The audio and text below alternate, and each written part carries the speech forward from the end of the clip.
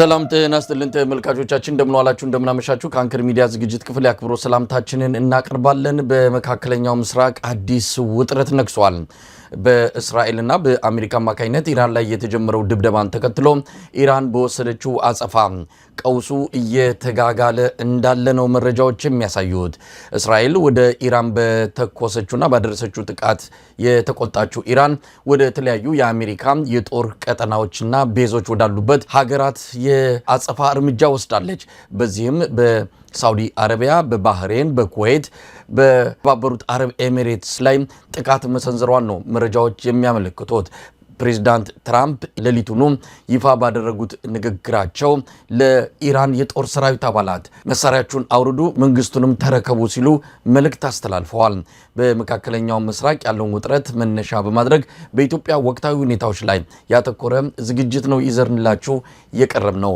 አብይ አህመድ አዘርባይጃን ያለው ለጦር መሳሪያ ግዢ ወይም ደግሞ ልመና ወደዛ እንዳመራ ነው መረጃዎች የሚያመለክቱት በኢትዮጵያ ያለው ቀውስ እንደቀጠለ ነው በተለያዩ አካባቢዎች ግጭቶች ተጠናክረው ቀጥለዋል በአርሲ የተገደሉ የኦርቶዶክስ እምነት ተከታዮች ቁጥር 30 መድረሱንም ያገኘነው መረጃ ያመለክታል እነዚህና ሌሎች ጉዳዮች ይዘን ወደ እናንተ መጥተናል እኔ መሳይ መኮንን እንደዚሁም ገለታው ዘለቀ ከቦስተን በጋራ በመሆን ቆይታችሁን እንጠይቃለን መልካም ጊዜ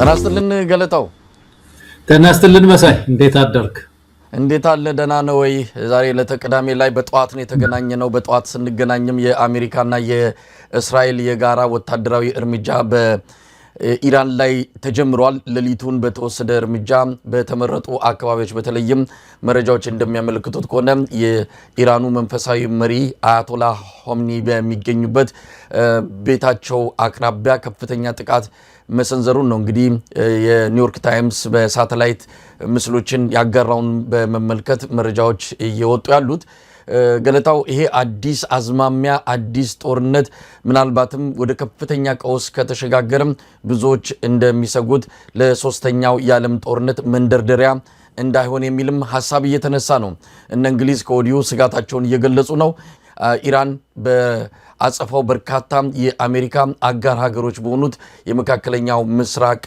እነ ባህሬንን ሳውዲ አረቢያን የተባበሩት አረብ ኤሚሬትን ኩዌት ላይ ወታደራዊ ጥቃት መሰንዘሯን ነው የተሰማው እስካሁን በሰው ላይ የደረሰ ጉዳት ስለመኖሩ ዝርዝር መረጃ አልወጣም አዝማሚያው አስፈሪ ነው እንግዲህ ይሄ ሁኔታ በአጠቃላይ በዓለም የፖለቲካና አጠቃላይ ሁኔታ ላይ ምን ይፈጥራል ለቀጠናዎቹ ሀገራት ከኛም አንፃር ያለውን መጪውን ጊዜ በሚመለከት ሐሳባችንን እናጋራለን ገለታው ወደ አንተ ልምጣ ዜናውን እንዴት ተከታተልከው ያለውን ሁኔታም በመረጃ ደረጃ ምታጋራ ነገር ካለ እንግዲህ ዜናው ያው ፍንዳታው ዛሬ ተኩስ ልውውጡ አዲስ ሆነ ዛሬ እንጂ ዝግጅት እንደነበረው ሁላችንም እናውቀው ነው መሳይ ዩናይትድ ስቴትስ በጣም ትልቅ የሚባለው ይሄ አውሮፕላን የሚያስነሳው ጀቶች የሚበሩበት መርከብ ትልቅ መርከብ ወደዛ ማስጠጋቷ በቅርብ ጊዜ ይታወቃል ከፍተኛ የጦር ዝግጅት ነበር ትዕዛዝ ነበር ከዚህ ሀገር ስለዚህ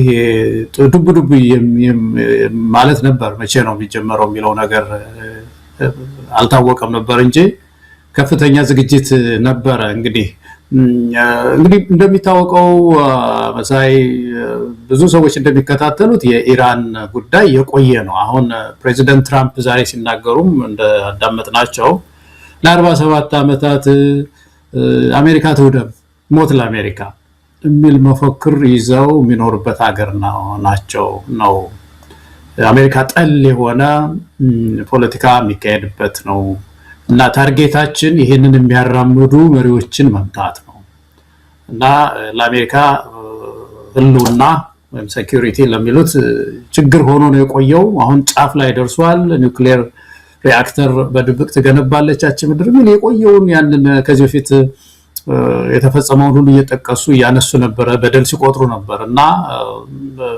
በደንብ የተዘጋጁበት ነው የሚመስለው ግን ትልቁ ነገር ምንድነው አሁን ይሄ ጦርነት ያነሳው መሳይ ዳፋው ምንድነው ለኛስ ወደ አፍሪካ የሚለው ነገር አይ ቲንክ በየተራ መወያየት ያስፈልግ ይመስለኛል። ኢትዮጵያም ይሄ ጉዳይ ያገኘናል። አብይ አህመድ እንደሚለው ከዚህ ምንድነው ባለፈው ያለው መሳይ እናተርፋለን ያለው ከዓለም ጦርነት እና ከዚህ ምን እንደሚያተርፍ የሚያውቀው እሱ ብቻ ነው። ግን እኛ የሚያሰጋን ብዙ ነገር አለ። የኤነርጂ አቅርቦት አለ፣ ፉድ ሴኩሪቲ ላይ ችግር አለ። የኢትዮጵያ አየር መንገድ እንኳን ዛሬ እኮ አቆመ። ብዙ በረራዎችን በመካከለኛው ምስራቅ ላይ ተዘጋ። መሳይ ያትርፍ አይደለም፣ ብዙ ብር እኮ ነው የምናገኘው። ያኮ በቀጥታ በአንድ ቀን በአንድ ሌሊት አንድ መድፍ በተተኮሰ ቀን ብዙ ብር አጣን በኢትዮጵያ አየር መንገድ በኩል ብቻ። ስለዚህ ዳፋው ከፍተኛ ነው። ግን ይሄ ሶስተኛው የዓለም ጦርነት ከባድ ዓለም አቀፋዊ ቀውስ ከዚህ ከኢኮኖሚው ከኤነርጂ ውጭ ማለት ነው ያመጣል የሚለው አንድ ሰው አይታየኝም። እሱ መሰለኝ ለምንድን ነው ኢራን የፖለቲካ ካፒታል አትገነባም? ስትገነባ አልቆየችም። ጓደኛ አላፈራችም። አሁን ጓደኞቻቸውን ያየህ እንደሆነ አሁን በዚህ ሰዓት በየመን ሄድክ እንደሆነ እነዚህ ሁቲ ነው የሚባሉት አማጽያንን ነው በቃ እነሱ ናቸው። በሌላ በኩል ደግሞ ምንድነው ወደ ሌሎች አካባቢዎች ሄድክ እንደሆነ እንደዚሁ አማጽያኖች ናቸው ጓደኞቹ። በሐማስ ነው አንዱ ሐማስ እና በሌላ በኩል ደግሞ ከእስራኤል ጋር ያላት ጸብ እንደምታውቀው ጎረቤት አይደሉም። በቀጥታ ማለት ድንበር አይጋሩም፣ ኩታ ገጠም አይደሉም። ግን ብዙ የሚመጡ የኢራን መሪዎች እስራኤል ከምድረ ገጽ መጥፋት አለባት ነው የሚሉት። በጣም የሚያስገርም ነገር አሁን ከሌሎች አረብ ሀገሮች በጣም የሚለየው በዚህ ደረጃ ጽንፈኛ የሆነ በተለይ እስራኤልን የሚመለከት አቋም ያላቸው መሪዎች ናቸው የሚመጡት። ከእስራኤል ጋር በጣም የከረረ ጸብ ነው ያላቸው። በቀጥታ በድንበር ስለማታገኛት እስራኤልን የህዝቦላ ዋና ደጋፊ ናት ኢራን። እንደምታውቀው ብዙ መሳሪያ የምታስታጥቀው ህዝቦላን የምታደራጅ እና በዛ በኩል እስራኤልን ለመምታት ሙከራ ታደርግ ነበርና ስለዚህ እንደው በዛ በኩል ያላት አንዱ ጓድ ህዝቦላ ነው። ማን ነው እዚህ በእኛ አካባቢ ካለው አልሸባብም ጋር በሁቲ አማጽያን አካባቢ እንደዚሁ ግንኙነት አላት እና እንደዚህ አይነት ጓደኛ ነው ያላት።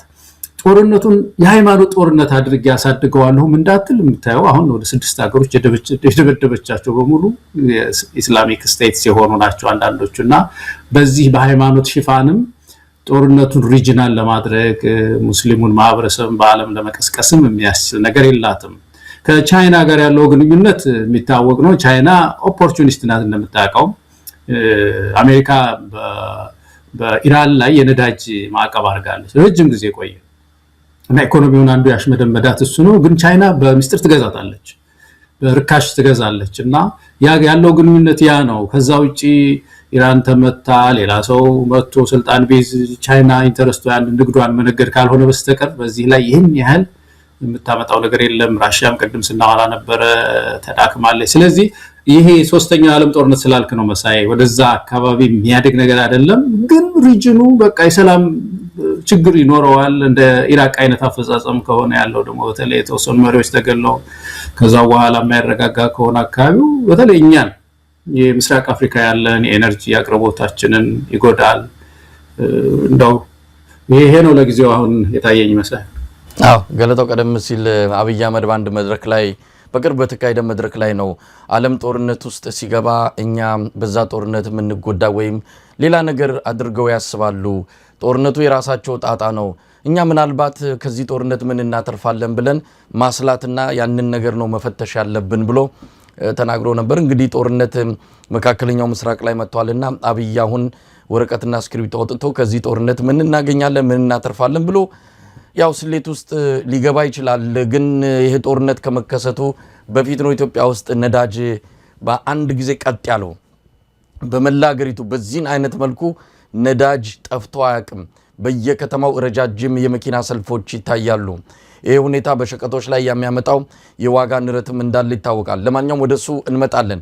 ይሄ መካከለኛው ምስራቅ አካባቢ የሚታየው የጦርነት አዝማሚያ በአንድም ይሁን በሌላ የዓለምን ሕዝብ መንካቱ አይቀርም። ባለፈው በሩሲያና በዩክሬን መሃል በተፈጠረው ግጭት ለበርካታ ዓመታት ነው የዓለም ኢኮኖሚ ሲናጋ የነበረው። የነዳጅ ዋጋ፣ የስንዴ ዋጋ እንደዚሁ በተለይ ደሃ ሀገሮች በከፍተኛ ደረጃ የተጎዱበት ሁኔታ ነው የተፈጠረውና ምንም አይነካንም። እዛ የዘነበው እሳት ለኛ አይደርስብንም ብሎ ተዘናግቶ የሚቀመጣለን በአንድም ይሁን በሌላ መምጣቱ የማይቀር ነው። ነገር ግን የሶስት የዓለም ጦርነት ይቀሰቀሳል የሚለው ስጋት ያላቸው ወገኖች ምናልባት ኢራን በድብቅ ኒውክሌር አምርታ ከሆነና ያንን የምትጠቀም ከሆነ ያንን እንደነ ሩሲያ አይነት የኢራን አጋር የሆኑ በእርግጥ ሩሲያ በአሁኑ ሰዓት አቅሟ ተዳክሟል። በእንደዚህ አይነት ግጭት ውስጥ ፊት ለፊት የምትገባ አይደለችም። ከአሜሪካ ጋር ለሌላ ዙር ፍጥጫ ከኢራን ጋር ተሰልፋ የምትገባ እንደማይሆን ነው ፖለቲካ ጠበብቶች የሚናገሩት። ነገር ግን ይሄ በድብቅ ምናልባት ይህን የኒውክሌር መሳሪያ ታጥቃ ከሆነ እስካሁን መረጃዎች አያሳዩም፣ ገና እያብላላችና ወደዚያ ልታመራ ትችላለች የሚል ስጋት ነው ያላቸው። ነገር ግን ያንን በድብቅ አምርታና አዘጋጅታ ከሆነች ምክንያቱም ያለ ምክንያት በዚህ ደረጃ ነገሩ ልትጋፈጥ አልወሰነችም።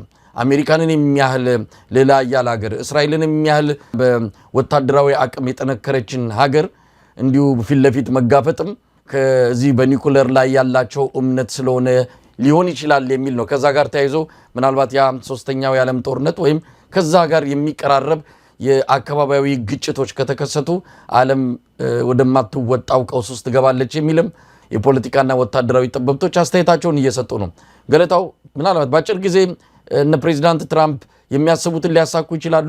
በኢራን የመንግስት ለውጥ ያስፈልጋል። በኢራን አመራሩን ማስወገድ አለብን። ለዚህም ባለፉት 3-4 ሳምንታት በኢራን የተቀጣጠለ ህዝባዊ እንቢተኝነት አለ። ብዙ ሰው ተገሏል። ከፍተኛ ቁጥር ያለው ሰው ያ እንደ መንደርደሪያ አሜሪካ ከጀርባ ስትቆሰቁሰው የነበረ ጉዳይ ነው። አሁን ደግሞ በጦር መሳሪያ ልትመታ እንደምትችል ሲያስፈራሩ ቆይተው ይኸው ተግባራዊ ሆነዋል። ስለዚህ በኢራን የመንግስት ለውጥ ሊያመጣ የሚችል ጥቃት ነው። ይህን ትጠብቃለህ? በኢራን የመንግስት ለውጥ የሚያደርግ ጥቃት ነው የተጀመረው? እሱ እንኳን መምጣቱ የሚቀር አይመስለኝም። መሳይ የመንግስት ለውጥማ ይመጣል። አሁን ታርጌታቸው የአሜሪካ ጦር ታርጌቱ እኮ አመራሮቹ ላይ ነው። እንደውም አሁን አንዱ ተገደለ የሚል ነገር አይቻለሁ። ምን ያህል የተረጋገጠ ዜና እንደሆነ አላውቅም። ምንም ጥያቄ የለውም። አሁን ይሄ ሜጀር ጦርነት ነው አሜሪካ መንግስት ያወጀው። ስለዚህ ይሄን ለማድረግ አመራሮችን ለመምታት እና የረጅም ቼንጅ ለማምጣት የሚያስችል ጦርነት ነው የሚሆነው። ዝም ብሎ በመሀል የሚቋረጥ አይመስለኝም። ግን ስርዓት ይተከላል ወይ ነው። አሁን አሜሪካ በገባችባቸው ጦርነቶች የተሻለ ስርዓት ተተክሏል። አፍጋኒስታን ሄዳ ምንድን ነው የመጣው? ኢራቅስ ለምሳሌ ኢራቅ አሁን እንደውም ገብቶ የአሜሪካ ወታደር ገብቶ ያንን ሳዳም ሁሴንን ያው ከጉድጓድ ውስጥ አውጥተው በፍርድ ቤት ስቅላት ነው የተፈረደበት። ግን ኢራቅ አሁን የተሻለ ነገር ፈጥራለች። ኢራን ራሱ የምትደግፈው አንድ ጦር አለ። የሚገርም ነገር እዛ ውስጥ ሳውዲ ውስጥ ኢራቅ ውስጥ። ስለዚህ በየቦታው የዲሞክራሲያዊ ስርዓት ተተክሏል ወይ የሚለው ነገር የኢራንም ፍጻሜን እንደዚህ በቀላሉ ይለወጣል ብሎ ማሰብ አስቸጋሪ ነው። ግን ዋናው ምናልባት መሳይ ያነሳው አንድ እንትን አሳሳቢ ነገር ይቺ ሀገር በድብቅ ይሄንን በተለይ ኒውክሌር መለስተኛም ቢሆን ገንብታ ከሆነ የአጥፍቶ የመጥፋት እርምጃ ልትወስድ ትችላለች። አሁን ለዚህ ነው መሪዎቹም ላይ ተረባረቡ ያሉት። እና ትናንሽ ሀገሮች አሉ እንደምታውቀው እነ ካታርን ብትወስድ እነ ዱባይ ብትወስድ በጣም ዝም ብሎ በአንድ መለስተኛ እንትን ሊጠፉ የሚችሉ ናቸው። እና ከባድ ስጋት የወደቀው አሁን እንደዚህ አይነት የአጥፍቶ የመጥፋት እርምጃ ልትወስድ ትችላለች የሚለው ነገር ነው። እሱ እንግዲህ በሂደት ወታደራዊ ኦፕሬሽኑ የሚታይ ነው የሚሆነው። እዛ ባሻገር ግን መንግስት ለውጥ መምጣቱ አይቀርም። ለዚህ ብዙ ተቾች አሁን አሜሪካንን የሚተቿት ምንድነው ስርዓት ለውጥ ለማምጣት አሁን የተሄደበት ይሄ ሲቪል ዲስኦቢዲየንስ የተባለው ኢራን ውስጥ ተነስቶ ያለው አይነት እሱን ዓለም አቀፍ ኮሚኒቲው እያገዘ ኢራን ውስጥ ለውጥ እንዲመጣ የማይፈልግ የለም። በእውነት ኢራን ህዝብ ይፈልጋል፣ ዓለም አቀፍ ኮሚኒቲው ይፈልጋል፣ ወደ ዲሞክራሲያዊ ስርዓት እንድትሻገር ይፈልጋል። እና ያንን አግዞ ስርዓት ለውጥ አምጥቶ ስርዓት ወደ መትከል አይደለም የሚሄዱትና እኔ ፖስት የኢራን ጦርነትም በቀላሉ እንደዚህ ዝም ብሎ የተሻለ ስርዓት ይተከላል እዛ አካባቢ የሚል እምነት የለኝም። መሳይ እንግዲህ ሁኔታውን መከታተል ነው።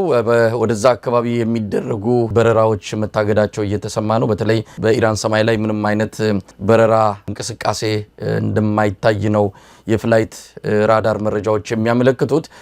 ወደዛ ወደ መካከለኛው ምስራቅ የሚደረጉ በረራዎችን በአብዛኛው በዛሬው ዕለት እንዲቆሙ መደረጋቸው ተሰምቷል። ቀደም ሲል ወደ አነሳነውና ወደ ነካካነው የጉዳዩን ከኢትዮጵያ ጋር ያያያዝንበትን አጀንዳ ደግሞ እንመለስበት። በአንድም ይሁን በሌላ አብይ አህመድ ከተባበሩት አረብ ኤሚሬትስ ጋር የፈጠረው ግንኙነት አሁን እቺ ሀገር በዚህ ጉዳይ ላይ ተጠምዳለች። የተባበሩት አረብ ኤሚሬትስ ጥቃት ከተሰነዘረባቸው ሀገራት አንዷ ናት። በኢራን አቡዳቢ የሚገኘው አንድ ቦታ ላይ ነው እንግዲህ ጥቃቱ የተሰነዘረው። እስካሁን ባለው መረጃ የአንድ ሰው ህይወት ጠፍቷል ነው የሚባለው በዛ በአቡዳቢ በተፈጸመ ጥቃት። ስለዚህ የአቡዳቢ ትኩረት የተባበሩት አረብ ኤሚሬትስ ትኩረት ወደዚህኛው ጉዳይ ሲሆን አብይ የጀመራቸውና እጁን ያስገባባቸው የተለያዩ ሀገራዊና ቀጠናዊ አጀንዳዎች አሉ። እነዛን አጀንዳዎች እንዴት ሊሆኑ ነው? ትኩረታ ወደዛ ከሆነ ለምሳሌ ከሱዳን ጋር በተያያዘ የተባበሩት አረብ ኤሚሬትስ የገባችበት ጉዳይ አለ። ኢትዮጵያን እንደ ቅጥረኛ መንግስት እየተጠቀመች ብዙ ነገሮችን እያደረገች ነው። ሰሞኑን የምንሰማቸው መረጃዎች አሉ። የአብይ አህመድ አገዛዝ የአፍሪካ የልቀት ማዕከልን ሙሉ በሙሉ ለተባበሩት አረብ ኤሚሬትስ ሰዎች መስጠቱንና እዛ የሚሰሩ ሰራተኞቹን በሙሉ ላልተወሰነ ጊዜ ከስራ እንዲወጡና እስኪጠሩ ድረስ እንዳይመጡ እንደተነገራቸው ነው መሰረት ሚዲያ ምንጮቹን ጠቅሶ የዘገበው። ሁኔታውን ለማጣራት ሞክረን ዝርዝር መረጃ አላገኘንም። ለምንድን ነው እነዚህ የተባበሩት አረብ ኤሚሬትስ የስለላና የደህንነት ሰዎች ወታደራዊ አታሼዎች የአፍሪካ ልቀት ማዕከልን ሙሉ በሙሉ ህንፃውን እንዲይዙ የተደረገው የሚል ጥያቄ እየተነሳ ነው ያለው። ሰሞኑንም በነጃዋር መሐመድ አካባቢ የወጣው መረጃ እንደሚያመለክተው የኢትዮጵያ አየር መንገድ ከአዲስ አበባ ከቦሌ ወደ አሶሳ የሱዳን ወታደሮችን እያጓጓዘ ነው። ተከታታይ ምልልሶች እንደተደረጉ ጃዋር መሐመድ የተለያዩ የመረጃ ምንጮቹን ጠቅሶ ዘግቧል። ስለዚህ አብይ አህመድ ለሱዳኑ ጦርነት በተባበሩት አረብ ኤሚሬትስ ተልዕኮ አማካኝነት ሰፊ እንቅስቃሴ እያደረገ ነው። ምናልባት ይሄ ነገር ተጽዕኖ ይፈጥር ይሆን? የተባበሩት አረብ ኤሚሬትስ ትኩረት ወደ ሰሞንኛው ግጭት የሚወሰድ ከሆነ እንግዲህ አብይ አህመድ ብቻውን የሚወጣው አይደለም። ምናልባት የሆነ ክፍተት መፈጠሩ የሚጠበቅ ነው። ገለታው አዎ ልክ ነህ። እሱ አንድ የሚታይ ነገር ይመስላል። እንዲሁ ከውጭ ስናይ እቺ ሀገር በጣም ትንሽ ከመሆኗ የተነሳ እንደሌላው ሀገር እንደዚህ አውሮፕላን ጀት አስነስተህ እኮ የበረራ ልምምድ ሁሉ የምታደርግባት ምድር አይደለችም። ብድግ ስትል ሌላ ሀገር ነው ሌላ እንትን ውስጥ ነው የምትገባውና ስጋቷ ምን ያህል ከባድ እንደሚሆን መገመት ይቻላል። ስለዚህ ሀሳብ ላይ መውደቋ በዚህ ሰዓት አይቀርም። ግን ደግሞ በሌላ በኩል ደግሞ ምንድነው እንግዲህ በተወሰነ ኮሚቴ በምናምን ነው የምታግዘው አብይ አህመድን። በተወሰኑ የተዋቀረ እንትን አለ ከአብይ ጋር የሚሰራ እነሱ ገንዘብ እየሰጡ የራሳችንን ወርቅ ይሸጡና ከዛ ላይ ተወሰነ እየከፈሉ ነው የሚያዙትና በሌላ በኩል ደግሞ ምናልባት ይሄ ግርግር የበለጠ ትርምስ ለመፍጠርም ደግሞ ሊያግዛት ይችላል። ይሄ ጫናው እየቀነሰ ስለሚሄድ አሁን የዓለም አቴንሽን በሙሉ አሁን ኢራን ነው የሚለው እንግዲህ በዚህ መካከል እዚህኛ አካባቢ ሌሎች ቀውሶችንም ለመፍጠር ደግሞ የሚያስችለው ነገር ሊኖር ስለሚችል ጥንቃቄ በጣም ያስፈልገናል። ኢትዮጵያውያን ከባድ ጊዜ ላይ ነው ወደቅነው። የዓለም አቴንሽን በተቀየረ ቁጥር ውስጥ መበጥበጥ የሚፈልጉ ኃይሎች የበለጠ የመበጥበጥ ስራን ይሰራሉና ኢራን ማናት ዱባይ የሚያሳዝነው ነገር ስርዓት የመትከል ቪዥን የላትም፣ ራዕይ የላትም። በቃ ከግጭት ወርቅ ማዕድን መሸጥ በቃ በተተራመሰ ቁጥር ይሄንን ጅል ምንድነው ከሞኝ ሰፈር ሞፈር ይቆረጣል ይላል ያገራችን ሰው። ከሞኝ ሰፈር ዝም ብላ ሞፈር መቁረጥ ነው እያጋጨች ከዛ ውስጥ እንትን ማድረግ ነው እንጂ ስርዓት ተተክሎ ኢንቨስትመንት ትላልቅ ኢንቨስትመንት አሁን እንደነ ቱርክ አይነት ለምሳሌ ብዙ ካምፓኒዎችን በመፍጠር ከነዛ ላይ ረጅም ጊዜ የንግድ ግንኙነት የመፍጠር ፍላጎት ያላት ሀገር አይደለችም። ስለዚህ በሁለቱም አቅጣጫ ኢትዮጵያን ነቅተን መጠበቅ ነው ያለብን። አብይ አህመድ ሸጧን ኢንተረስታችንን ተመልከት። አሁን የዚህ የመካከለኛው ምስራቅ የገልፍ ሀገሮች ትርምስ ከሚታይባቸው ሀገሮች አንዷ ኢትዮጵያ ናት። ሱዳን ላይ በግልጽ እየታየ ነው። ማዕከላዊ መንግስቱን ተቆጣጥሮታል። እነዚህን ሁለት ኃይሎች ተጠቅሞም የመጫወቻ ሜዳ አድርገዋታል ሱዳን በአጠቃላይ። ኢትዮጵያም ውስጥ ተጀምሯል፣ ቤንሻንጉል ውስጥ ተጀምሯል። ቤንሻንጉል ውስጥ እነዚህ ሁለት ሀገሮች ትርምስ እየተደረገ ነው ያለው። አንዳንድ ጊዜ ድንበራችንን ድሮን አልፎ እየገባ አጥቅቶ ይሄዳል። ከፍተኛ የፖለቲካ ውጥረት ነው ያለው። ህዝባችን እየተፈናቀለ ነው ያለውና አውድማ ሆነናል። ድንበራችን አካባቢ አንዱ የአካባቢያችን ግዛት አውድማ ሆኗልና ይሄ ነገር እየሰፋ መጥቶ በተለይም ደግሞ ባለፈው ያነሳ ነው ግድባችን አካባቢም ደርሶ ደግሞ ሊያዋርደን ስለሚችል ኢትዮጵያውያን አይ ቲንክ መደራጀት መቀናጀትና ይሄንን ክፉ ጊዜ ተባብሮ ማሳለፍ ነው። በተለያየን ቁጥር በተናቆርን ቁጥር ተመልከተ ዓለም አቀፍ ለውጡም አንዳንድ ጊዜ በለጠ ችግር ውስጥ የጣለን ነው የሚሄደው። ገለታው እንግዲህ አብይ አህመድ ከዚህ ጦርነት በመካከለኛው ምስራቅ ላይ ካሁን ከተከፈተው ጦርነት ምን እናተርፋለን ብሎ እያሰላ ከሆነ ቀደም ሲል የጠቀስነው ከአዲስ አበባ አሶሳ የሱዳን ወታደሮችን እያመላለሰ ይገኛል። ይሄ የኢትዮጵያ ብሔራዊ ጥቅም እንዳለው ነው የበለጠ ኢትዮጵያን እንደሚጎዳ ይታወቃል። ነገር ግን ለዚህ በረራ ሙሉ ወጪውን በመሸፈን አጠቃላይ ባለቤትነቱንም በመውሰድ የተባበሩት አረብ ኤሚሬትስ እንደምትጠቀስ ምንም ጥርጥር የለውም። ምናልባት እንደዚሁ ወደ መካከለኛው ምስራቅ ይሄ የኢትዮጵያ አየር መንገድ ፈርዶበታል። ያኔም በኮቪዱ ጊዜ ዓለም በሙሉ በሩን ዘግቶ አየር መንገዱን ባቆመበት ጊዜ የኢትዮጵያ አየር መንገድ ካርጎ እንደዚሁ ሲመላለስ የነበረበት በዛ ቀውጢ ጊዜ ትርፍ አገኘን ብሎ አብይ አህመድ እየተኩራራ በእርግጥ ትርፍ ተገኝቶ ሊሆን ይችላል፣ የተሰጡ ቁጥሮችም ነበሩ። ነገር ግን ጥንቃቄ ያስፈልግ ነበር። ያንን ጥንቃቄ ወደ ጎን ትቶ በዛን ወቅት ላይ በረራ የቀጠለ አየር መንገድ ነበርና ይህንን አየር መንገድ አብይ አህመድ በዚህ ደረጃ የፖለቲካ መጠቀሚያ ያደረገበት ሁኔታ እጅግ አሳሳቢ ነው። አሁን ባለው የሱዳን ጦርነት ውስጥ ቀጥታ ተሳታፊ እየሆነ ነው። እንግዲህ ባለፈውም የተባበሩት አረብ ኤሚሬትስን የተለያዩ ወታደራዊ እቃዎችን በሶማሊያ በኩል ሊያሻግር ስል የሶማሊያ መንግስት የአየር ክልሉን በመዝጋቱና ፍቃደኛ ባለመሆኑ ያው የአየር መንገዱ በሌላ አቅጣጫ እንዲሄድ እንደተገደደ ነው የሰማ ነው። እንደዚህ አይነት ነገር ውስጥ የኢትዮጵያን አየር መንገድ እየከተተ ነው። በሀገር ውስጥ አብዛኛውን ወታደር ማጓጓዣ ያደረገው የኢትዮጵያን አየር መንገድ ነው። ምክንያቱም በየብስ ላይ የሚደረገው ጉዞ አደገኛ ስለሚሆን በመንገድ ላይ ጥቃቶች እየተሰነዘሩ ሰራዊቱን ካሰበበት እንዳይደርስ ስላደረጉት እየተጠቀመ ያለው የኢትዮጵያን አየር መንገድ ነው። አየር መንገዱ በታሪክ ውስጥ ትልቅ ስህተት እየሰራ ነው። ይሄ በዓለም አቀፍ ተቀባይነቱ ላይ በዓለም አቀፍ ገበያው ላይ የሚፈጥረውን ተጽዕኖ በሂደት የምናየው ነው። ምናልባት እነዚህ ሪፖርቶች በደንብ ተጠናክረው የሚወጡ ከሆነ በሱዳን ጦርነት ውስጥ የአየር መንገዱ ሚና በተለያዩ ማስረጃዎች ተጠናክረው የሚመጡ ከሆነ ነገ ከነጎዳ በማዕቀብ የሚመታ በመንገደኞችም ተመራጭ የማይሆን ተደርጎ ጉዳት ላይ መውደቁ የሚጠበቅ ይሆናልና እንደው ከዚህ አንፃር ምንድነው ሊደረግ የሚገባው? አየር መንገዱ በቀዳማዊ ኃይለ ሥላሴ ዘመን በኮሎኔል መንግስቱ ኃይለ ማርያም ዘመን መለስ ዜናዊም ዘመን እንዲህ አይነት የፖለቲካ መሳሪያ የሆነበት ጊዜ በብዛት የለም። የአየር መንገዱ ስራ አስኪያጆች የአየር መንገዱ ኃላፊዎች ገለልተኝነታቸውም ቀጥታ ዓለም አቀፋዊ ገጽታቸውን ጠብቀው ነበር ያቆዩት። አሁን ግን ያው የአየር መንገዱን የቦርድ ሰብሳቢና ሌሎችንም በሙሉ የኃላፊነት ቦታዎች በራሱ ሰዎች ቁጥጥር ስር ካስገባ በኋላ አየር መንገዱ የፖለቲካ መጫወቻ ሆኗል። የአብይ አህመድ የፖለቲካ ማስፈጸሚያ ተቋም እየሆነ ያለውና ምን ማለት ይቻላል? ገለታው ትንሽ ቆየት አለ። በጣም በአብይ አህመድ በጣም የምናዝነው አንዱ ብሔራዊ ጥቅማችን እንግዲህ ይሄ ነው። ስለ ብሔራዊ ጥቅም እኮ ሲነሳ እኮ በኢኮኖሚው አንጻር በናሽናል ፕራይድ የምንለው ወይም ደግሞ ብሔራዊ ክብር አንጻር እኮ እነዚህ በሁለቱ አካንትኖች ላይ የኢትዮጵያ አየር መንገድ አሻራው ትልቅ ነው። በጣም ከውጪ ዶላር የሚያመጣ እሱ ብቻ ነው ማለት ይችላል። ሌላ ማና ኢትዮጵያ ቴሌኮሙኒኬሽን አሁን አትራፊ ነው ይባላል። ያው ከዛው ከአንድ ኪሳችን ወደ አንድ ኪስ ነው ከዜጋው የወሰደውን ብር ይቆጥርና በአመቱ የኛ ያላትርፍ ያለው ነው የሚል ከውጪ የሚያመጣው ዶላር የለም። የኢትዮጵያ አየር መንገድ ነው እንግዲህ ከውጪ ዶላር አምጥቶ ብዙ ቀዳዳዎቻችንን መሳይ ብዙ ቀዳዳዎቻችንን የሚደጉም እሱ ነው። እስከ 6 ቢሊዮን ዶላር ድረስ የሚያስገባ እንትን ነው ተቋም ነው።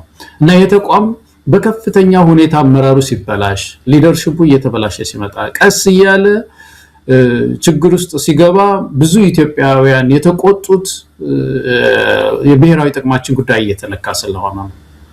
እዚህ አሁን አደጋ ውስጥ ነው ያለው። በውስጥ ጦርነት ውስጥ ይታማል። በጣም አማራ ጦርነት ውስጥ መሳሪያ እየተሸከመ ይሄዳል ተብሏል። ይሄን ነው አይልም ወይ ብለን አንድ ጊዜ ስንከራከር መሳይ አንተና እኔ አንድ ሰው ሲተቻየሁኝ የኢትዮጵያ አየር መንገድ እኮ በመንግስት ስር ነው መታዘዝ አለበት ይላል። እንዴ ተቋም እኮ ኦኬና ነው የሚለው እኮ አለው። ለምሳሌ ፍርድ ቤት ከፍተኛ ፍርድ ቤት ጠቅላይ ሚኒስትሩ ያገሩ ጠቅላይ ሚኒስትር ናቸው ብሎ አንድን ፍርድ ገልብጥ ቢለው ሊገልብጥ ነው ማለት ነው ታዝዣለሁ ብሎ እንዴ? አዎና አይደለም የሚባል ነገር አለ በተቋማት ውስጥ። የተቋም ነፃነት የሚባለው አይደለም ወይ በመሰረቱ? ይሄ በአግባብ ልክ ነው፣ በአግባብ በህግ አግባብ ውስጥ ያለ ነው። ለዚህ መታዘዝ አለብኝ። ለዚህ ግን እምቢ ማለት አለበት እኮ ምርጫ ቦርድ ይሄን ማድረግ አለበት ፖሊስ ይሄን ማድረግ አለበት ያ ማለት ህገወጥነት ማለት አይደለም እኮ በህገ መንግስት የተሰጠው ነፃነቱን ተላልፎ ሲቪል ዋር ውስጥ ግባ መሳሪያ አመላልስ ሱዳን ሄድና ይሄንን አመላልስ ባል እኔ እኮ አንደኛ የሚሊተሪ አንተን አይደለም አለ የሚሊተሪ እንትን ኤርክራፍቶች አሉ በምድሪቱ ውስጥ እሱን እንግዲህ ማዘዝ መብታችሁ ነው እኔ እኮ ሰው ነው ማመላልሰው ሻንጣ ነው ማመላልሰው እቃ ነው ማመላልሰው ማለት እኮ አለበት ይሄንን ያላለ ሊደርሺፕ እዛ ካለ ይሄ ተቋም ይሽመደመዳል መሰለኝ በጣም እኛ ሟርት አይደለም እናወራው ግን ልናጣው እንችላለን ብሔራዊ ጥቅማችን ሊጎዳ ይችላል እዛ ውስጥ ያላችሁ ለዘመናት ታግላችሁ ብዙ ዋጋ ከፍላችሁ ይሄን ተቋም እዚህ ያደረሳችሁ ሰዎች ለአፍሪካ ኩራት ያደረጋችሁ ሰዎች ይሄ ቤት አዝሟል የኢትዮጵያ አየር መንገድ ሊደርሺፕ በጣም አዝሟል ስለዚህ በየቦታው በታማ ቁጥር ጠንከር ብላችሁ ተቃውሞ በማሰማት የዚህን ተቋም ነፃነት መጠበቅ የሚያስፈልግ ይመስለኛል የሚለውን መሳይ አንተ ላይ ለመጨመር ነው አብይ አህመድ ሰሞኑን ወደ አዘርባይጃን አቅንቷልና እንደው አያይዘንም ልንገልጸው ከቻልን ነው ቀጠናውን በጦርነት ሊያምሰው የሚያስችለውን የጦር መሳሪያ አቅም ለመፍጠርም ጭምር ወደ አዘርባይጃን የሄደው ሌላ ምክንያት እንደሌለው ይታወቃል ለማንኛውም አብይ አህመድ በአዘርባይጃን ባደረገው ቆይታ በተለይ ከመከላከያ ስምምነት ጋር በተያያዘ የሁለቱ ሀገራት ወታደራዊ ግንኙነቶች ላይ ውይይት ማድረጉን የራሱ የመንግስት መገናኛ ብዙሃንም በይፋ የገለጸው ጉዳይ ነው ገለታው አዘርባይጃን በተደጋጋሚ የአብይ አህመድ ባለስልጣናት ይሄዳሉ ከዚህ በፊትም እንደዚሁ ፊልድ ማርሻል ብርሃኑ ጁላን ጨምሮ ሌሎች የመከላከያ አዛዦች በኋላ ደግሞ በተደጋጋሚ ምክትል የውጭ ጉዳይ ሚኒስትሩ ተመስገን ጥሩነህ አዘርባይጃን ተመላልሰዋል ከዚህ በፊት የዛሬ 1 ዓመት አካባቢ ታስታውስ እንደሆነ 3 መሳሪያ የጫኑ መርከቦች መዳረሻቸው ኢትዮጵያ እንደሆነ ያው የኢትዮጵያ ንብረት ነው በወደብ ላይ የሚያራግፉት በጣም ከፍተኛ ቁጥር ያለው ዘመናዊ መሳሪያና ተተኳሾችን ጭነው ሲመጡ የነበሩ 3 መርከቦች በኤርትራ የባህር ወሰን ሲያልፉ ኤርትራ መንግስት ተይዘው መርከቦቹ ሲታገቱ የመርከበኞቹን ከብዙ ድርድር በኋላ መለቀቃቸውን የምናስታውሰው ነው መሳሪያዎቹን በሙሉ የኤርትራ መንግስት ወርሷል አብይ አህመድ በከፍተኛ የውጭ ምንዛሪ የገዛቸውን ድሮንን ጨምሮ ከባድ መሳሪያዎችና ተተኳሾቻቸውን የኤርትራ መንግስት ለራሱ ገቢ አድርጓል የዛን ወቅት አብይ አህመድ በድብቅ ወደ ኤርትራ መንግስት ባለስልጣናት እንደዚሁ ሽምግልና ልኮ ነበር የአፍሪካ ህብረት ዋና ጻፊንም እንደዚሁ መሳሪያዎቹ ይመለሱልኝ የሚል ተማጽኖ ጥያቄ አሲዞ ልመና ላይ እንደነበረ የምናስታውሰው ነው የኤርትራ መንግስት ባለስልጣናት ፍቃደኛ አልሆኑም እነዛ መሳሪያዎችና ተተኳሾቻቸው ለኤርትራ መንግስት ገቢ የሆኑበትን ጊዜ እናስታውሳለን አሁንም አዘርባይጃን ሄደው ከፍተኛ የጦር መሳሪያ እጥረት ገጥሞታል ወታደሮችን ያሰልጥናል ያው የሰው ኃይል የኢትዮጵያ ችግር የለም ነፍስም እንደሆነ ርካሽ ሆነባት ሀገር ሆናለችና አብይ አህመድ የሰው ኃይል እጥረት የለበትም ከፍተኛ እጥረት ውስጥ የገባው የመሳሪያ ነው ለዛ የሚሆን ግዢ ለመፈጸም ነው ወደዛ ቀናው ነገር ግን ያለው ዝርዝር ሁኔታ የታወቀ ነገር የለም አብይ አህመድ 3 ኃይሎችን ያስታጥቃል የራሱን ሰራዊት ፋኖንና ኦላን ያስታጠቀ ስለሆነ የመሳሪያ እጥረት ሊገጥመው እንደሚችል ነው ከዚህ በፊትም ሲገለጽ የነበረው ለማንኛውም የኢትዮጵያ ህዝብ አብይ አህመድ ሰላም እንዲያመጣለት አብይ አህመድ እንዲያረጋጋው የመጣውን እሳት የመጣውን አደጋ እንደው እንዲያረግበው ሲጠብቅ እሱ ግን ግድ የለም አሁንም የኢትዮጵያን ችግር መፈታው በጉልበት ነው በጡንቻ ነው ብሎ የጦር መሳሪያ ሸመታ ላይ ነው ያለው እንዴት ታየዋለህ ይሄን ጉዳይ አብይ አህመድ የሚያስታጥቃቸውን ስትዘረዝር የቀድሞው ፕሬዚደንት መንግስቱ ኃይለማርያም ያሉት ትዛለኛ እንደ አዲስ አበባ ዩኒቨርሲቲ ይሁን እንደዚህ አይደለም ወታደሮችን ሰብስበው ነው ሲናገሩ መንግስታችን የሚያስታጥቀው እናንተንም ተቃዋሚውንም ነው አይደለም ሲሉ እዛ ያሉ ተሰብሳቢዎች ልክ ነው ይሉ ነበርና እንዳሉትም እሳቸው መንግስታቸው ያስታጠቋቸው ሰዎች መጨረሻ ላይ ገልብጠዋቸዋልና ኢትዮጵያ ውስጥ እንዳልከው እንደዛ ነው አንዴ ኤርትራን ያስታጥቃል እዛ ቀጥሎ ደግሞ ሀገር ቤትም ላሉትም ያስታጥቃል እና ይሄ ሰው ዛሬም ይሸምታል እንግዲህ የኢኮኖሚው ችግር ዞሮ ዞሮ ለድሃው ነው ግሽበቱም መከራ ላይ የጣለን ያለችን ብር እንግዲህ ሄዳ አዘርባይጃን ሞርተር በተለይ በሞርተር የታወቀች ሆናለች አሉ አዘርባይጃን እንደዚህ ሞርተርና የካሊበር የሚባሉ እነዚህ መሳሪያዎችን ታመርታለች ትንሽ ረከስ ያለ ነው ከሌላው አካባቢም ደግሞ በጂኦግራፊም ብዙ የራቀ አይደለም ስለዚህ እዛ አካባቢ ሄዶ መሳሪያ ለመሸመት ነው ሌላ ምንም የፖለቲካ ሲግኒፊካንስ የለውም የሪጅን ጉዳይ የፖለቲካ ስራ ለመስራት አይደለም። የጉዞ መሳሪያ ለማምጣት ብቻ ለመለመን ነው ያመጣው። ግን ገዝቶስ በምንድን ነው የሚያመጣው ነው አሁን እኮ በጣም የሚያስገርም ነገር። እንግዲህ ኮንቴነር ገዝቶ በምን በባህር ላይ ያመጣው ነው። በዚህ ሰዓት ሆኗል። አካባቢውም ሪጅኑም ሰዓት ሆኗል። እንደምታውቀው ይሄ ጦርነት ነው ብሎ በአጭር ጊዜ ከኢራን ጋር ያለው ጦርነትም በአጭር ጊዜ አያልቅም፣ ይቆያል እና የመርከብ እንቅስቃሴዎች ችግር ላይ ነው የሚገጥማቸው። ስለዚህ አንዱ እሱ ነው። በአውሮፕላን እንግዲህ የኢትዮጵያ አየር መንገድ ጥንቃቄ አድርግ ብለን አሁን እኮ ያለ ነው እንደዚህ አይነት መሳሪያዎችን ሄደ ስራ አንተ አምጣ ከአዘርባይጃን ማለቱ አይቀርምና አየር መንገዱም ጥንቃቄውን ማድረግ እንዳለበት በዚህ አጋጣሚ እንዳንድ መቼም ኢትዮጵያዊ ዜጎች ማንሳት ያለብን ይመስለኛል።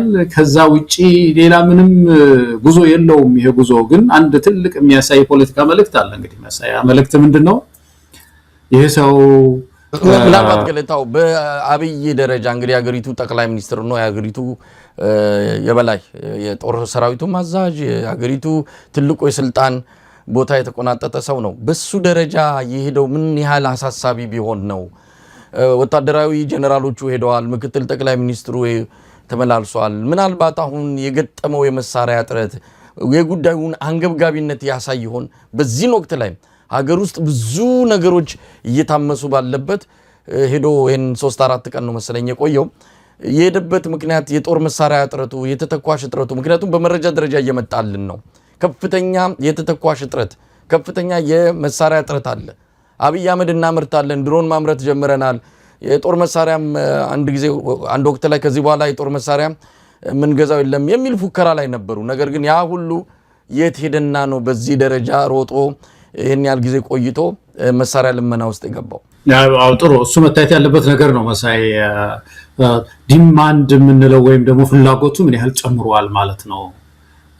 እንግዲህ ስኬሉ ጨምሯል ማለት ነው። የጦርነት ሽፋኑም በጣም ጨምሯል ማለት ነው። ከፍተኛ ፍላጎት የመንግስት የጥይት የመሳሪያ አቅም አገር ቤትም በሚመረቱ አነስተኛ እንትኖችም መሸፈን አልቻለም ማለት ነው።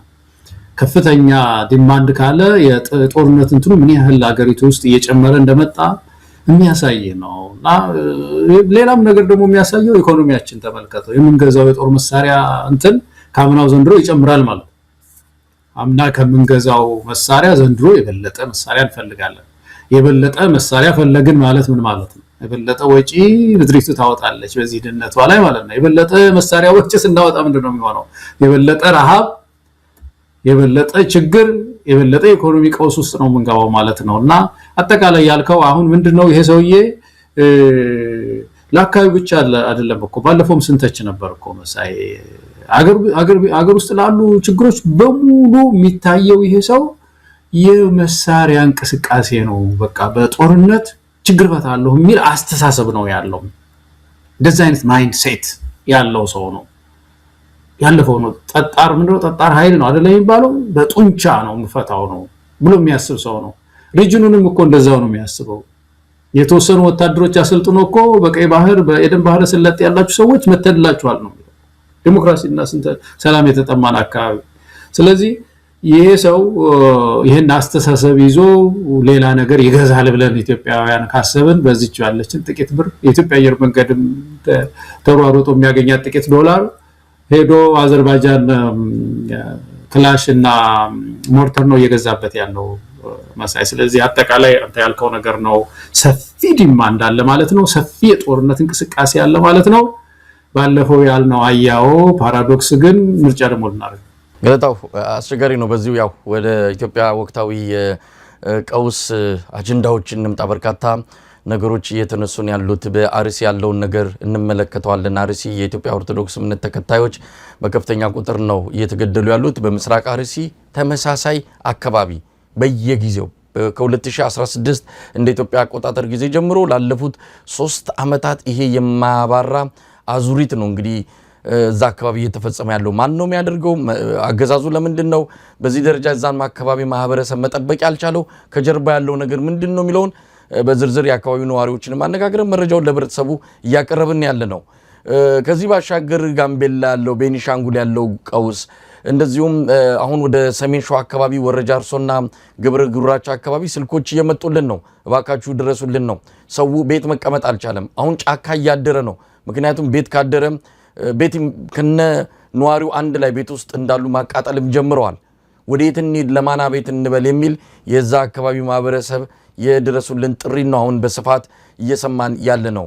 አብይ አህመድ እዛ እንግዲህ ገብረ ጉራቻ እዛው ሰሜን ሸዋ አዲስ አበባ ብዙም ርቀት ያላቸው አካባቢዎች አይደሉም። ነገር ግን እነሱን ተሻግሮ ነው እንግዲህ ትግራይና ኤርትራ ጋር ፍጥጫ ውስጥ እየገባው። አሁን ምናልባት ጦር መሳሪያ ገዝቶ ሲመጣ እነዚህን ግጭቶች ደፍልቄ ያው መንግስቴን አጸናለሁ የሚል እምነት ወስዶ ከሆነ በጣም ከፍተኛ ስህተት እየሰራ ያለ ግለሰብ ነው። በጦር መሳሪያ ብዛት በሰራዊት ብዛት የዳነ መንግስት እንደሌለ ከማንም በላይ ያውቋል። ነገር ግን አሁንም በዛ በጥፋት መንገዱ መቀጠሉን የመረጠው። ለማንኛውም ይህን አርሲና እዛ አካባቢ ያለውን ቀውስ እንዴት ነው የምትመለከተው? ማንነት ላይ አነጣጠረ፣ በተለይ የሃይማኖት ማንነት ላይ የብሔር ማንነት ላይ አነጣጠረ ጥቃት ነው የሚፈጸመው። የኢትዮጵያ ኦርቶዶክስ ተዋሕዶ ቤተክርስቲያን የጠቅላይ ቤተ ክህነት ስራ አስኪያጅ ብፁዕ አቡነ ሳዊሮስም ጉዳዩን አስመልክቶ መንግስት ይታደገን ሲሉ ጥሪ አድርገዋል። እንግዲህ መንግስት ይታደገን መንግስት ሳያቀርቶ አብይ አህመድ በተደጋጋሚ እንደተናገረው እዛ አካባቢ በገዳማትና በአንዳንድ ቤተክርስቲያናት ውስጥ አማጻን ይሰለጥናሉ፣ ምሽግ አድርገውታል፣ ሰላም የሚያደፈርሱ አሉና ራሳችሁን አጥሩ ብሎ የሃይማኖት አባቶችን ሰብስቦ ሲገጽሳቸው እንደነበረ እናስታውሳለን። ስለዚህ እነዚህን አካባቢዎች ኢላማ አድርጓቸዋል። እነዚህ ገዳማት ቤተክርስቲያን ያሉባቸው አካባቢዎች አማጽያንን ሽፍቶችን ይደብቃሉ፣ ያሰለጥናሉ የሚል ድምዳሜ ላይ የደረሰው አብይ አህመድ ከነዚህ ግድያዎች ጀርባ እጁ የለም ለማለት የሚከብድ ነው።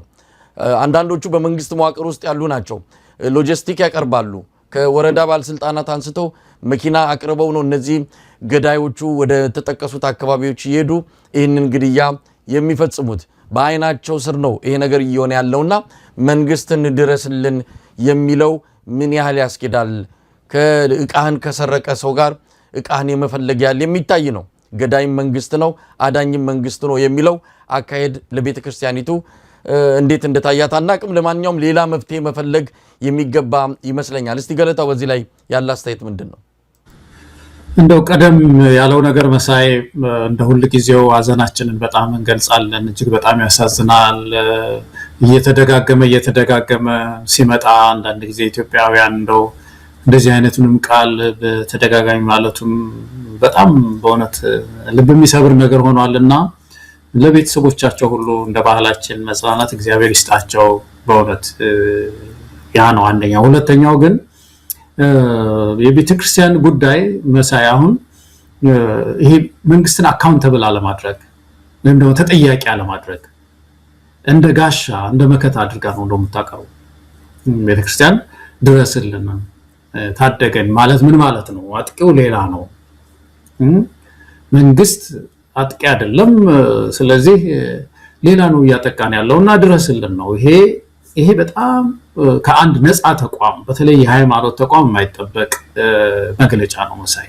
መንግስትን አካውንተብል ማድረግ ነበረባት ቤተክርስቲያን። ጠበቅ ብላ ኃላፊነቱን አልተወጣም መንግስት። አንድ ጊዜ አይደለም፣ እዛ አካባቢ ደግሞ ተመሳሳይ ቦታ ተመሳሳይ ህዝብ እየተጠቃ ነው ያለው። በማንነቱ በኦርቶዶክስነቱ ነው የሚጠቃው። እዚህ ቤተክርስቲያን መንግስት ተጠያቂ ነህ። ህዝቤን ልቀሰቅሰው ነው፣ አባሌን ልቀስቅሼ ሰልፍ እጠራለሁ። እንዴ ሰልፍ ይበዛበታል አሁን ለዛ አካባቢ መሳይ። ቤተክርስቲያን መስቀሏን ይዛ መስቀል አደባባይ ወጣ ማልቀስ እና ምንድነው ምህላ ምናምን የሚባሉ በደንብ አላውቀውም ስርዓቱን፣ የተለያዩ የቤተክርስቲያን ስነ ስርዓቶች ማድረግ፣ ፎቶአቸውን ይዛ እንደ ቤተክርስቲያን እንደ ልጆቿ እንደ ምእመናኖቿ። ቤተክርስቲያን ይሄንን አያስደርግም። ይሄ ነገር አንድ ጊዜ ያልሆነ 10 ጊዜ የሆነ ነገር ነው እና አታደርግም። ቤተክርስቲያን አታደርግም።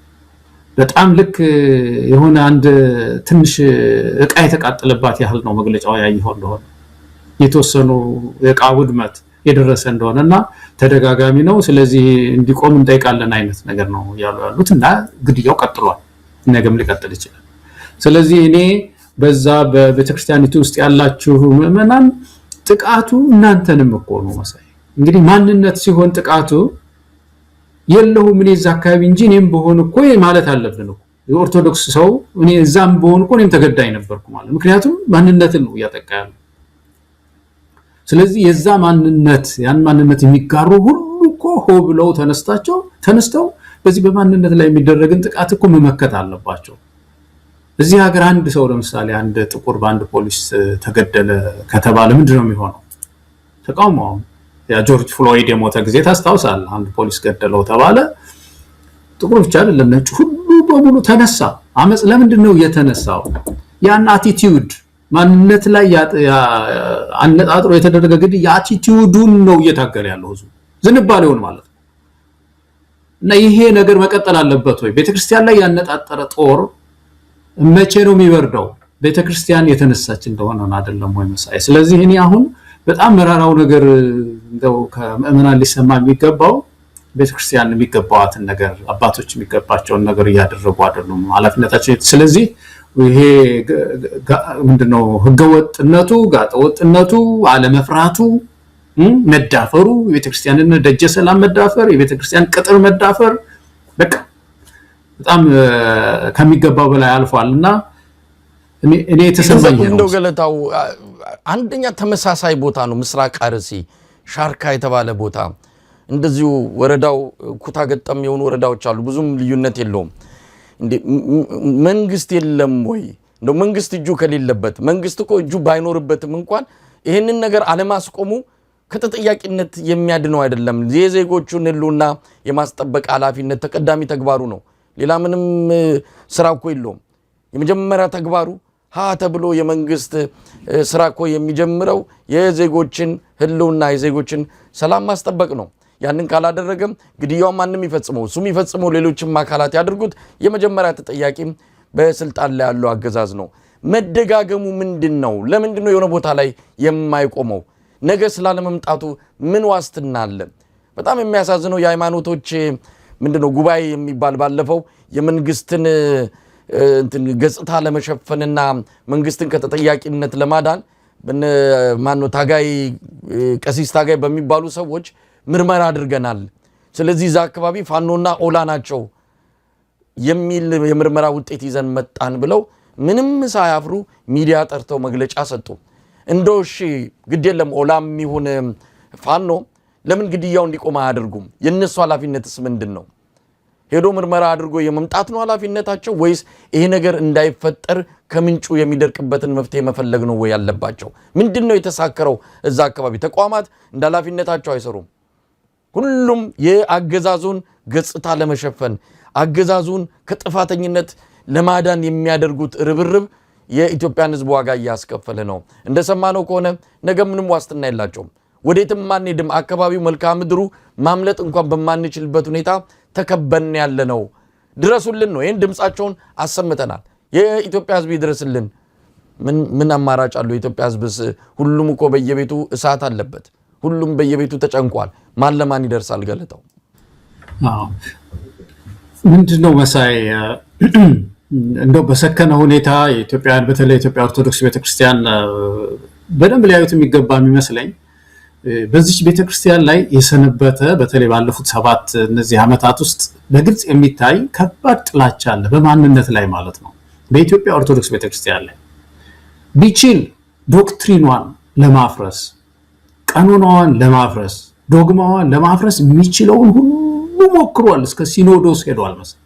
እስከ ሲኖዶስ ድረስ ሄዶ በታሪኳ የኢትዮጵያ ኦርቶዶክስ ቤተክርስቲያን አይታው የማታውቀውን ችግር ፈጥሮባት ተንቀጥቅጣ ነበር ቤተክርስቲያን። ለመጀመሪያ ጊዜ ነው ይሄ ገጠማት። በደርግ ጊዜ አሁን ሃይማኖት የለውም የሚባል መንግስት እንኳን ተቋቁሞ ያለፈች ከባድ ችግር ገጥሟታል። በዚህ በዶክትሪኑ አካባቢ በማንነቷ ላይ የሚደረግ ጥቃት፣ መነኩሳትን መግደል፣ ቤተክርስቲያን ማቃጠል፣ መዝረፍ፣ ካህናት በተለይ በዚህ በተመሳሳይ አካባቢዎች ላይ መግደል ተከታታይ እርምጃ ነውና ይሄ ማንነት ላይ የሚደረግ ጥቃት ዓላማው ማጥፋት እኮ ነው። ያንን ማንነት እኮ ጠልቼዋለሁ ነው፣ መፍረስ አለበት እኮ።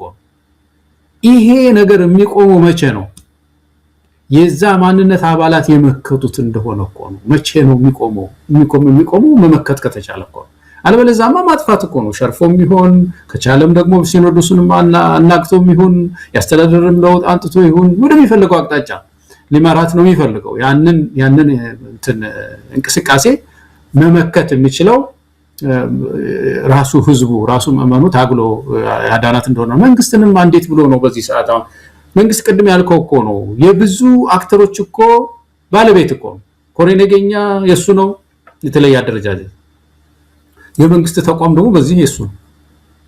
ፖሊስንም ይመራል፣ ጦሩንም ይመራል፣ ህገወጥ የሆኑ አደረጃጀቶችን ይመራል። ፋኖ ብሎ ድንገት የራሱን ይመሰርታል፣ ኦላ ብሎ የራሱን ይመሰርታል። ተቋሚ መስሎ ፌስቡክ ይከፍታል፣ ዩቲዩብ ይከፍታል። እንደዚህ አይነት መንግስት እኮ ነው የገጠመን መሳይ። በእነዚህ ኢሬጉላር በሆኑ መደበኛ ባልሆኑ እንቅስቃሴዎች ውስጥ ሁሉ እጇል። ስለዚህ በዚህ ግድያ ውስጥ የመንግስት አይደለም ተጠያቂው የሚሉ ሰዎች እኔ ምን አይነት ሞኞች ናቸውና እጅ አለ፣ በከፍተኛ ሁኔታ የመንግስትም እጅ አለ። ግን ይሄ ሊቆም የሚችለው በተባበረ ክንድ ነው ከእግዚአብሔር በታች የሚል ነገር ነው የመናገር የምችለው መሳይ። ምናልባት በአማራጭነት ባለፈውም ጉዳዩን አንስተን ከመስፍን አማን ጋር ስንወያይ ነበርና አንዳንድ ጊዜ የሚያድንህ ከሌለ የሚደርስልህ ከሌለ ዝም ብለህ ሞትን ቤት ቁጭ ብለህ አትጠብቀውም። ወለጋ የሆነውን በምሳሌነት ነው የጠቀሰው። ወለጋ ላይ ያ ሁሉ ግድያ ሲፈጸም ያ ሁሉ የሰው ልጅ እንደው በዛ ደረጃ ስቃይና መከራ ሞት ይደርስበታል ተብሎ በማይታመን መልኩ ሲጨፈጨፍ ማንም የደረሰለት አልነበረም። እዛው ያሉ አርሶ አደሮች እዛው ነዋሪ የሆኑ ሰዎች ራሳቸውን አደራጅተው መሳሪያ ታጥቀው መከላከል ጀመሩ። አሁን ወለጋ እኮ ግድያ ቀንሷል። የቀነሰው አብይ ደርሶላቸው አይደለም፣ ራሳቸውን አደራጁ። ይህንን ፋኖ ገብቶ ነው ብለው በፋኖም ስም ያላከኩ ፋኖ ወለጋ ገባ ይላሉ። በእርግጥ ፋኖ አደረጃጀት አለኝ የሚል መግለጫም ሰጥቷል። ነገር ግን እስከምናውቀው ድረስ የአካባቢው ነዋሪዎች ራሳቸውን አደራጅተዋል። ቢያዩ ቢጠብቁ ሞት ረከሰ እንጂ ሊቆምላቸው አልቻለም። ያላቸው አማራጭ ታጥቀው መጠበቅ ነው። ተሳክቶላቸዋል በተወሰነ ደረጃ። እዛም አካባቢ እንዲህ ተመሳሳይ አልሞት ባይ ተጋዳይ መሆን አለባቸው። የሚደርስላቸው መንግስት ከሌለ ቁጭ ብለው ቤታቸው ሞትን መጠበቅ የለባቸውም። የሆነ የራሳቸውን አደራጅተው ራሳቸው መከላከል አለባቸውና እዚህ ላይ የሆነ ነገር ይጠበቃል ከአካባቢው ነዋሪም ገልጣው። ይሄ በጣም የምደግፈው ሐሳብ ነው መሳይ። ያኔ ኢትዮጵያ ውስጥ በፊት ያለው ኢሳት ውስጥ አንድ ሞጋች ነው እንደዚህ የሚባል ፕሮግራም ላይ ተጋብዤ ሄጄ ይሄን ነገር አንስቼ ትንሽ ክርክር ነበር እና አንድ ህዝብ ራሱን ለመከላከል መታጠቅ አለበት መሳይ። እስከ አፍንጫው ነው መታጠቅ፣ ዝም ብሎም አይደለም። እንደውም ከሚታገለው ኃይል በላይ በትጥቅ መብለጥ መቻል አለ።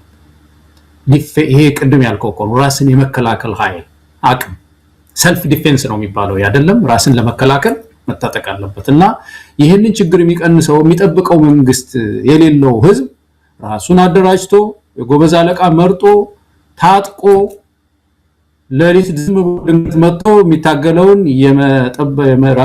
የመከላከል መብት አለው።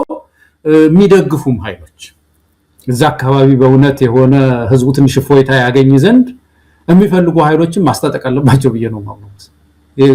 ሌሎች ኃይሎች ማለት ነው። አሁን እዚህ ውጭ ሀገር ሆኖ ይሁን የትም ሀገር ሆኖ ያለ ህዝብ ለዛ አካባቢ ህዝብ በጣም የሚንገበገበ ከሆነ ማደራጀት ህዝብን ያስፈልጋል። አደራጅተህ ሌላ ጽንፈኛ የሆነ እንቅስቃሴ አይደለም እንደግፈው፣ ራስህን ግን ጠብቅ። ምክንያቱም የሚመጣው ሰውዬ መሳሪያ ይዞ ነው። ይሄኛው ሰው እንደው ሰላማዊ ትግል ነው። አንተ ዝም ብለህ እንደዚሁ በዘንግና ከዘራ ብቻ ጠብቀው እና ዝም ብለህ ሙት ማለት ይሄ በጣም ፍርደ ገምድልነት።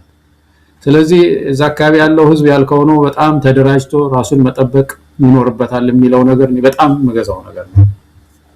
ገለታው እንግዲህ ወደ ሌላው ርዕሰ ጉዳይ እንግባ። ሰሞኑን የትግራይ አካባቢ ያለው ሁኔታ በተለየ አጀንዳ ሲጠቀስ ነው የሰነበተው። በተለይም ምርጫ ቦርድ በ5 አካባቢዎች ወልቃይት፣ ራያ፣ አላማጣ፣ ጠለምት እነዚህ አካባቢዎችን ከትግራይ ክልል ውጪ በሆነ መልኩ ምርጫውን እንዲያካሂዱ ለህዝብ ተወካዮች ምክር ቤት የሚል ውሳኔ ካስተላለፈና ስምረት ፓርቲም አቤቱታ አቅርቦ ፍርድ ቤት ውሳኔውን ካሳገደ በኋላ ነገሩ በጣም ተሟሙቆ ነው ያለው።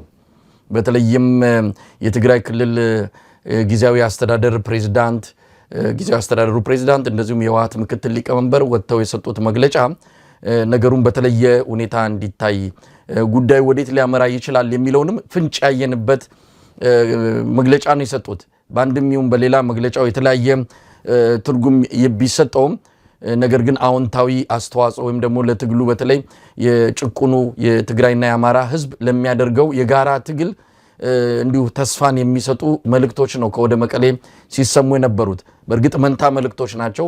በአንድ ጎኑ ትብብርና አጋርነትን ያሳያል፣ በሌላ በኩል ደግሞ ይሄ የተለመደው የህወሓት በሽታ አለ፣ አንድ ነገር ላይ ተቸንክሮ የመቅረት እሱንም በአንድ ጎን ትብብሩንና አጋርነቱን በሌላ ጎን ይዞ የመጣው የህወሓቶች የሰሞኑ አቋም ተወሰነ ደረጃ ተስፋም የሚሰጥ ነው ማለት የሚቻል ጉዳይ ነው። በሌላ በኩል ደግሞ የወልቃይት የሰቲት ሁመራ ወልቃይት ምክትል አስተዳዳሪና የጸጥታ ኃላፊ ኮሎኔል ደመቀ ዘውዱ የተናገሩት ደግሞ ለብዙዎቻችን አስደንጋጭ ነው የሆነብን። ከወልቃይት ትግል ጋር ለረጅም ጊዜ አብረን ለነበርን የወልቃይት ህዝብ መብቱ መከበር አለበት ብለን ለምናምን ጭምር የኮሎኔል ደመቀ ዘውዱ የሰሞኑ ንግግር በሬ ካራጁ ይውላል፣ እንዴት ነው ብልጽግና ትከሻን ተደግፎ ብልጽግና ቤት እየተንጎዳጎዱ የወልቃይትን ህዝብ መብት ማስከበር ይቻላል የሚል ጥያቄ በሰፊው እንዲነሳ ነው ያደረገው። አሁን የክንብንቡ እየወለቀ ነው። ምናልባት ከዚህ አንጻር የጋራ ትግል ያስፈልጋል፣ እንዲሁ እርስ በርስ መጠላለፍ አያስፈልግም። እነ ኮሎኔል ደመቀ ዘውዱ ብዙ ጊዜ ፋኖን ሲተቹና ሲወቅሱ ብሎም ሲወነጅሉ ግድ የለም የገቡበትን ነገር እናውቃለን፣ ብልጽግና ቤት ውስጥ ነው ያሉት፣ የብልጽግና አባላት ናቸው፣ ለማንኛውም እነሱ ያሉበት ሁኔታ እንረዳ በሚል አይቶ እንዳላየ ለምጣዱ ምንድነው ሲባል አይጧት ለፍ በሚል ለረጅም ጊዜ እነሱን እንደዚሁ የሚሉትን ነገር ወደ ጎን አድርገን ቆይተን ነበር። አሁን ግን በደንብ ግልጥልጡን አውጥቶ ምን ታመጣላችሁ አይነት በሚመስል መልኩ እነ ኮሎኔል ደመቀ ዘውዱ አብይ ወይ ሞት፣ ከአብይ ውጪ የወልቃይትን ህዝብ የሚያድን የለም፣ እንደውም የብልጽግናን የምርጫ ምልክት ቲሸርቱን አድርገው ሲቀሰቅሱ የነበረበትንና ብልጽግና ለአማራ ህዝብ በተለይ ለወልቃይት ህዝብ ፍቱን መድኃኒት ይዞ መጥቷል፣ ከብልጽግና ውጪ ምንም የሚታየን ነገር የለም የሚል መልእክት ማስተላለፋቸው እጅግ እጅግ የሚያስገርም ነው። ገለታ ውስጥ በዚህ በአጠቃላይ በሰሞኑ በተፈጠረው እነዚህ ዛምዝም ከሚሰጡ አስተያየቶች በዚህ በአጋጣሚ እንደው መጥቀስ የሚያስፈልገው እዚህ ሁሉ ጭቅጭቅ ውስጥ የአማራ ክልል ምስለኔ አስተዳደር ባለስልጣናት ድምጻቸውም አልተሰማም፣ ድጋፍም ተቃውሞም የለም። ይልቅስ እየተቧቀሱ ያሉት በቃላትና በተለያየ መልኩ የአብን ልጆችና የትግራይ ጊዜያዊ አስተዳደር ህወሓቶች ናቸው። ስምረት በዛ በኩል በጣም በተቀናጀ መልኩ እነ ስምረትም እነ ጊዜያዊ አስተዳደሩም ህወሓትም የምርጫ ቦርድን ውሳኔ ሲያወግዙ፣ በዚህ በኩል የምርጫ ቦርድን ውሳኔ ትክክል ነው እንደም ከዚህ በለጠ ይጠበቃል ብለው ሲሟገቱ የነበሩት የአብን ሰዎች ናቸው። አብን ይህንን ለምን አደረጉ? ከማን ትእዛዝ ተሰጥቷቸው ነው የሚታወቀው ነገር ይታወቃል። ነገር ግን የአማራ ክልል ምስለኔ አስተዳደር ባለስልጣናት የበላቸው ጅብ አልጮኻለ። ምንድነው ጉዳይ? እንዴት ነው የሚያዩት? ወይስ ከ4 ኪሎ ትእዛዝ እየጠበቁ ነው? አብይ አህመድ እንዲመግለጫ ስጡ እንዲያድርጉ የሚለውን እየጠበቁ ይሆን እስከዛሬ ዝምታ የዋጣቸው? ለማንኛውም አጠቃላይ ሂደቱን እንዴት እየተከታተልክ ነው?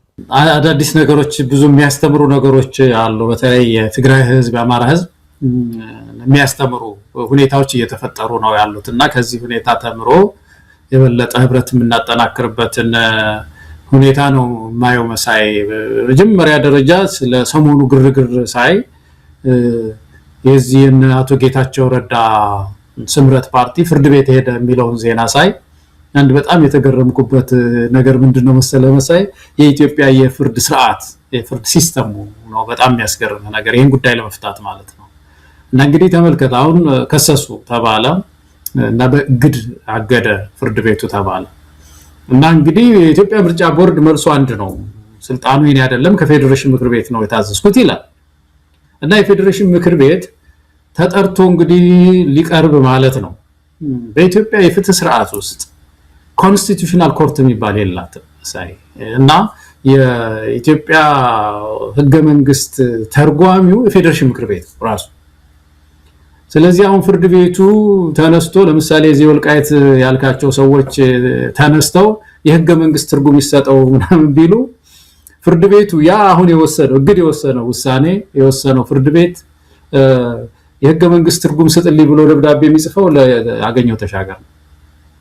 እንደዚህ አይነት ስርዓት ነው የተገነባው እና እጅግ በጣም ያሳዝናል በእውነት። ሄዶ የፌዴሬሽን ምክር ቤት ራሱ ከህገ መንግስት አንፃር ይሄ ውሳኔ ትክክል ነው ብሎ ደግሞ ይመልሳል ማለት ነው። እና ይሄ የስርዓቱ ችግር በአጠቃላይ የህግ ትርጉም ስርዓቱን ለፌዴሬሽን ምክር ቤት ሰጥቶ ቀድሞ መዋቀሩ ራሱ ያለውን ችግር የሚያሳይ ነውና በአንድ በኩል ይሄ በፍትህ በኩል በፍርድ ቤት በኩል እንሄዳለን የሚለው ድራማ እንዲህ አይነት መደነቃቀፎች ስላሉት ዞሮ መጨረሻው የሚሄደው እንግዲህ ኮንስቲቱሽናል ኮርት የሌላት ሀገር ስለሆነ ተሻገር ጋር የሚሄድ ጉዳይ ነው መሳይና ይሄ አንድ በጣም አስገራሚ ነገር ነው የፍርድ ቤቱ ሂደት። ከዛ ባሻገር ግን ይሄ ድራማ ቀጥሏል። የአማራ ክልል እንዳልከው ዝም ነገር ነው ያለው። ይሁን አጣብቂኝ ውስጥ ያለ ይመስላል። በአንድ በኩል ቢቃወም ተቃውሞ ምንድነው ሊሆን የሚችለው? ወደ አማራ ክልል አምጡልኝ ነው? በኔ ክልል መሆን አለበት ነው ወይስ ደግሞ ይሄ እንዳለ በፌደራል ስርዓት በፌደራሉ ስር መሆኑ ትክክል ነው የሚለው ነው መደገፍ ያለበት የሚለው አጣብቂኝ ውስጥ ከቶታል። ስለዚህ ለጊዜው ዝም ብሎ አድፍጦ እየጠበቀ ነው ያለው። በዚህ ምክንያት ነው። በሌላ በኩል ግን በአንድ በኩል ደግሞ የውስጥ ድጋፍ አለው። የውስጥ ድጋፉ ምንድነው? ብልጽግናን እየደገፈ ስለሆነ የብልጽግናን ምንድነው እነዚህ ያንን አንድ አሁን የምርጫ ምልክታቸው አለ አይደለም ይሄ እንክርዳድ ነገር ይዘው ያንን ይዘው ያወዛወዙ ነው ያሉትና ስለዚህ አካባቢው ካለው ጋራ ያስተዳደር ግንኙነትም በአንድ በኩል ፈጥሮ ነው የምታየው። ስለዚህ በውስጥ ለውስጥ ያንን እየደገፈ ብልጽግናን እየደገፈ በህዝብ ፊት ግን ቀርቦ ይሄ ውሳኔ ትክክል አይደለም ትክክል ነው የሚለው ነገር ጋባ አድርጎታል። ግን አጠቃላይ የሚታየው ለውጥ ላይ በሁለት መክፈል ያለብን ይመስለኛል። አንደኛው ይሄ የፖለቲካ ቁማር የሚጫወተውን ክፍል ነው። የፖለቲካ ቁማር ባለፈው ያነሳናቸው መሳይ ኃይሎች አሉ። ህወሓት አለ። ህወሓት ሌላ ካርታ ስለጨረሰ ሌላ መጫወቻ ስለጨረሰ ይችን ብቻ ይዞ ነው የሚንቀሳቀሰው። አንዱ እሱ ነው። አረጋ ከበደም አለ፣ አብይ አህመድ አለ፣ እነጌታቸው አሉ። ትንሽ ሌጂቲሜሲ ቅቡልነት ለማግኘት ፍርድ ቤት ሄድኩ ምናምን ለትግራይ ሐሳቢ ነኝ ወደ ምርጫው ልመጣ ነው ለማለት ይጠቀሙበታል። አብን ደግሞ እኔ ለአማራ ህዝብ ሐሳቢ ነኝ ቢያንስ ወደ አማራ ክልል ይሄ አካባቢ ወደ አማራ ክልል ለመምጣት የመጀመሪያ ስቴፕ ነው እያለ ይጫወቱበታል። ይሄን ቁማር ይጫወታል። ይሄ አንድ ክፍል ነው። ይሄ ተንገዋሎ መውጣት አለበት ከላይ። ሁለተኛው ደግሞ ህዝብ አለ መሳይ ከአማራም ከትግራይ በሁለት ችግር ውስጥ የገባ ህዝብ ተራ ህዝብ ማለት ነው። በተለይ አንዳንድ መፈክሮችን ትግራይ ውስጥ ሳይ ተሰማኝና የተማርኩት ነው መሳይ እና ሁለት ችግሮች በአማራ ህዝብ ልብም ውስጥ በብዙ ላይሆን ይችላል ስንት እንደሆነ በቁጥር መገመት አልችልም። በትግራይም ውስጥ እንደዛው አለ እና ይሄ ችግር ምንድነው? ሁለት ነገሮች አሉ። አንደኛው የርስት መንፈስ ነው መሳይ። ርስት የሚባል ነገር ርስት የዛ አካባቢ ህብረተሰብ ደም ውስጥ ነው ያለው መሳይ። በጣም የተጣበቀ በተለይ ገበሬው ርስት የሚባል ነገር ዝም ብሎ ይሄ በቃ ርስት የሚባለው ነገር በተፈጥሮ በጣም የተቆራኘ ነው እና ለሺህ ዓመታት በዚህ የመሬት ስሪት ህግ ውስጥ የኖረ ህዝብ ነው። ስለዚህ ርስት የምትለዋ ይቺ ነገር ህብረተሰቡ ውስጥ እንደገና መታየት አለባት መሳይ። እያንዳንዱ አማራ እያንዳንዱ ትግራይ ህዝብ ርስቴ የት ነው ብሎ መጠየቅ አለበት። አቶ ማናቸው ጀነራል ታደሰ ናቸው ሲናገሩ ታሪክን እንቁጠር ከተባለ የትግራይ ታሪክ ተጨማሪ እንጂ አሁን ያላትን ብቻ አይደለም እንድትጠይቅ የሚያረጋት አለ። እኔ እስማማለሁ። ተጨማሪ ነው። የት ነው የትግራይ ርስት መሳይ?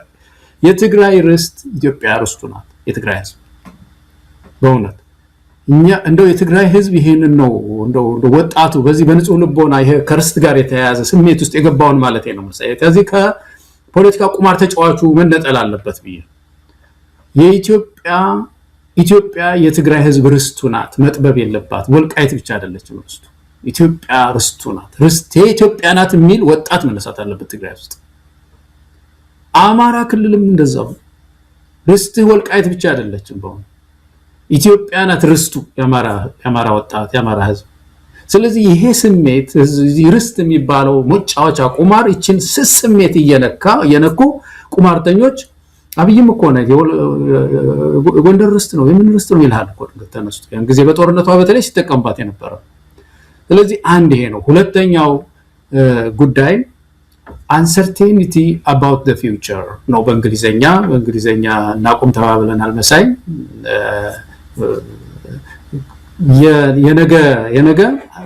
ነገን በሚመለከት ያለ ስጋት ይሄ ስርዓት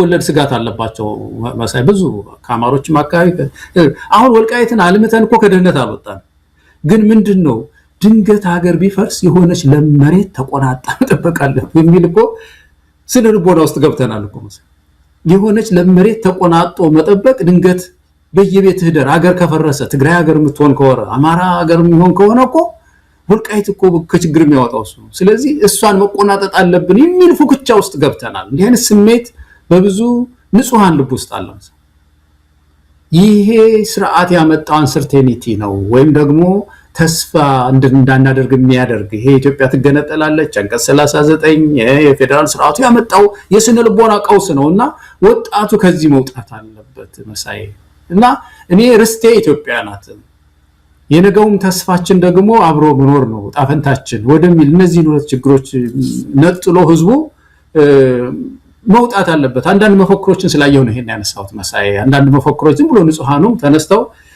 ያ ከአማራ ህዝብ ጋር አንድ ነን ምንም ችግር የለም ግን በርስት ጉዳይ ደግሞ የኛ ነው የሚለው ነገር በዚህኛው በኩል ደግሞ አንድ ነን ያመጋጨት አንፈልግ ግን በርስት የበኩል ደግሞ አልመጣም የሚል ከሆነ ዞሮ የሆነ አንድ ደንቃራ ይዘን ሳንግባባ አብይ አህመድ እየደቆሰ መዶሻውን ይዞ እየደቆሰና ያለው እና ይሄ ጉዳይ ኢምንት ነው በአማሮች ዘንድ መነሳት ያለበት በትግራይ ዘንድ ኢምንት ነው ርስታችን ኢትዮጵያ ናት የሚል ነገር ከሁለቱም ህዝቦች መነሳት ያለበት ይመስለኛልና እነዚህን ቁማሮች እንደው ሳይታዘብኩት ነገር ይሄ ነው መሳይ ገለታው ምናልባት የምርጫ ቦርድ ውሳኔና የተፈጠሩት ተከትሎ የመጡት የተለያዩ ክስተቶችን እንደዚሁ በስሜታችንን በተለያየ መልኩ ስናጋራም ነበረ ይሄ የተለመደ የአብይ አህመድ ድራማ ነው ቀጣዩ ምን ሊያደርግ እንደሚችል በቀላሉ የምትገምትበት አይነት ይሄ ኦሪጂናል ያልሆነ ሁሌ የተለመደ አይነት የአብይ አህመድ የተቃጠለ ፊልም አለ የምርጫ ቦርድን እንዲውሳኔ እንዲወስን መጀመሪያ ላገኘው ተሻገር እንዲ አድርግ ይለዋል ምናቀው እኮ ነገር አለ ላገኘው ተሻገር እኮ ለምን በየቦታው ይርክ ታማና አለ ብልጽግና እንዲያደርግም ለምን ትላለ ምንድነው ፌዴሬሽን ምክር ቤት በእጅን ያለው ውሳኔውን አምጣና እፈርምልሃለሁ ይለዋል ከዚህ በፊት ማያደርገው ነው እርስ በርስ ለማጋጨት አብይ አህመድ የሚሄድበትን ርቀት ለማሳየት ያለው ላገኘው ተሻገር ይሄንን ይናገርና ለትግራይ ሰዎች ደግሞ ግድ የለም ፋኖን በጋራ ተባብረን እንምታው ፋኖ በጉልበት ያዘውን ቦታ እናስለቅቅና ተወስዱታላችሁ ይላችኋል በአንድ ጓዳ ለሌሎቹ ሌላ በሌላ ኮሪደር ደግሞ ለሌሎቹ ሌላ ነው የሚናገረው እንዲህ አይነት አደገኛ ሰው ከፊት ለፊት ቁጭ አድርገው ነው እንግዲህ የትግራይና የአማራ ሰዎች የሚራኮቱት እንዲህ አይነት አደገኛ ሰው አሁንም ይሄን የምርጫ ቦርድ ውሳኔ አብይ አህመድ ድራማ ነው እየሰራበት ያለው አንደኛ ሁለቱን ክልሎች መሃል ሁለቱ ማህበረሰቦች መሃል የማያባራ ግጭት ለመፍጠር በዛም የስልጣን እድሜውን ለማራዘም ሁለተኛ በአንድ ድንጋይ ሁለት ወፍ ነው የመጣው ሁለተኛ አላማውና ተልቆ ደግሞ ምርጫ የሚሉት ህዝብ ትኩረት ያልሰጠውን ህዝብ እንደው እስከመኖሩም የዘነጋውን ምርጫ የሚሉትን የአብይ አህመድ ድግስ ትኩረት እንዲሰጠው አጀንዳ ሆኖ ሰው አፍ ውስጥ እንዲመላለስ በሚል ነው ይህንን ነገር ያመጣው አንዳንዴ አሉታዊ በሆነ መልኩ አንድን ነገር ትኩረት እንድትሰጠውም ትደረጋለ ስለ ምርጫው ኢትዮጵያ ህዝባን ጉዳዩ አይደለም ግን በተለያየ መልኩ እየተራወጠ ነው ወደ ኋላ ላይ ምናልባት ጊዜ ካለን ስለ ምርጫው እናነሳለን ስለዚህ ይሄንን ማወቅ የሚገባቸው ኢሊቶች ፖለቲከኞች ይሄን ትተው አብይ አህመድ በሰጣቸው አጀንዳ መናከስ አብይ አህመድ በቆደደላቸው ቦይ መፍሰስ ነው የተያያዙት ወደ ትግራይ ባለስልጣናት ደና አቶ አማኑኤል አሰፋ የህወሓት ምክትል ሊቀመንበር ጥሩ መግለጫ ነው የሰጡት ግን ደግሞ ምንድነው እየገነቡ ማፍረስ ነው እየሆነ ያለው የአማራ ህዝብን ፋኖን እንድንመታ ግብዣ ተደርጎልን ነበር ከአብይ ያንን ግብዣ አልተቀበልነውም እውነታቸው ነው እናቃለን ለህወሓት ግብዣ አድርጎ ነበር አብይ አህመድ የኬንያው ስምምነት ያ ነው ሐላላ የተደረገው ስምምነት ይሄው ነው ነገር ግን አልተቀበሉትም እናንተ ትጥቃትፈቱም የጋራ የኛ የሆነውን ይሄንን ኃይል መስበርና ትጥቅ ማስፈታት አለብን ብሎ አብይ አህመድ ሲማጸናቸው እንደነበረ ያንንም እናቃለን አሁን እንግዲህ ከዋናው ባሉ ጉዳይ ሰምተናል ከዛ በኋላ አቶ አማኑኤል አሰፋ ያሉት የአማራ ህዝብ ላይ የዘር ማጥፋት ወንጀል እየተፈጸመ ነው ጄኖሳይድ ስለዚህ አጋርነትን አሳይቷል ይሄ ትልቅ ምስክርነት ነው በእውነት ከእንደዚህ አይነት የፖለቲካ ኃይል ይሄ አይነት ምስክርነት ሲመጣ በቀላሉ የሚታይ አይደለም። አቶ አማኑኤል አሰፋም ሆነ በህዝባዊ ሰልፉ ላይ የታዩት መልእክቶች እውነት ለመናገር ትክክለኛ መፍትሄ ትክክለኛ ፍቱን መድኃኒት ያ እንደሆነ የሚያመላክት ነው። ነገር ግን እንዳልኩም ዞር ይሉና ደግሞ እነዚህ ግዛቶች የትግራይ ሉዓላዊ መሬቶች ናቸው የሚል ነገር ይነሳል። ሁሌ አንተም የምትለው ሌሎችም ባለሙያዎች የሚሉት ኢትዮጵያ ውስጥ ክልሎች ሉዓላዊ ግዛት የላቸውም። ያስተዳደር ግዛት ያስተዳደር ወሰን ሊኖር ይችላል። በኢትዮጵያ ምድር ውስጥ ሁሉም የኢትዮጵያ አካል ነው። ማንም የትም ሄዶ መኖር አለበት። ህወሓት ራሱ ባመጣው ህገ መንግስት ይሄው እየተለበለበ ነው ያለው። ይህ ህገ መንግስት ነው እዚህ ጣጣ ውስጥ የከተተን። አሁንም ከዚህ ህገ መንግስት ጋር የሙጥኝ ያለበትንም መግለጫ ሲሰጥ ነበረ ሌተናል ጀነራል ታደሰ ወረደ። እሳቸው ሁሉ ጊዜ የሚያበላሹት ነገር ነው እየበዛ እየከፋ የመጣው። ለማንኛውም ገለታው የኮሎኔል ደመቀን መልእክት እንዴት ነው ማየት የሚቻለው? ቀደም ሲል አንስተቀዋል። የአማራ ህዝብ ከዚህ አንጻር እንዴ የአማራ ህዝብ ትግል የፋኖ ትግል እኮ ማዕከሉ ወልቃይት እኮ ነው። ወልቃይት ብረሳሽ ቀኝ ትርሳኝ ብሎ የተጀመረ ትግል ነው። የአማራ ህዝብ ያንን አካባቢ በዚህ መልኩ መደራደሪያ የሚያደርግ አይደለም። ይሄ ማለት ግን ወልቃይትን ትግራይ አይመለከተውም ማለት አይደለም። የወልቃይት ህዝብ ጥያቄ የመሬት ጥያቄ ብቻ አድርጎ ማጥበብም አያስፈልግም። የማንነት ጥያቄም ስላለበት ነው። የማንነት ጥያቄ። ስለዚህ ገለታው ነገሮችን አስፍቶ መመልከት በተለይ አብይ አህመድ ካዘጋጀው ወጥመድ ላለመግባት በሚደረግ ቆራጥ ውሳኔ ነው። እነ ኮሎኔል ደመቀ ሚናቸውን ለይተዋል። ከዚህ በኋላ ለአማራ ህዝብ ትግል ሳይሆን ለብልጽግና እድሜ የሚለምኑ ናቸው። ከነሱ የሚጠበቅ ምንም አይነት መፍትሄ የለም። ገለታው በቅርቡ አንድ በዚህ በአማራ ትግል ውስጥ ሲንቀሳቀስ የማየው ሰው አንድ ነገር ተናገረ እና በጣም አስተማሪ ሆኖ አገኘሁት። ምን አለ?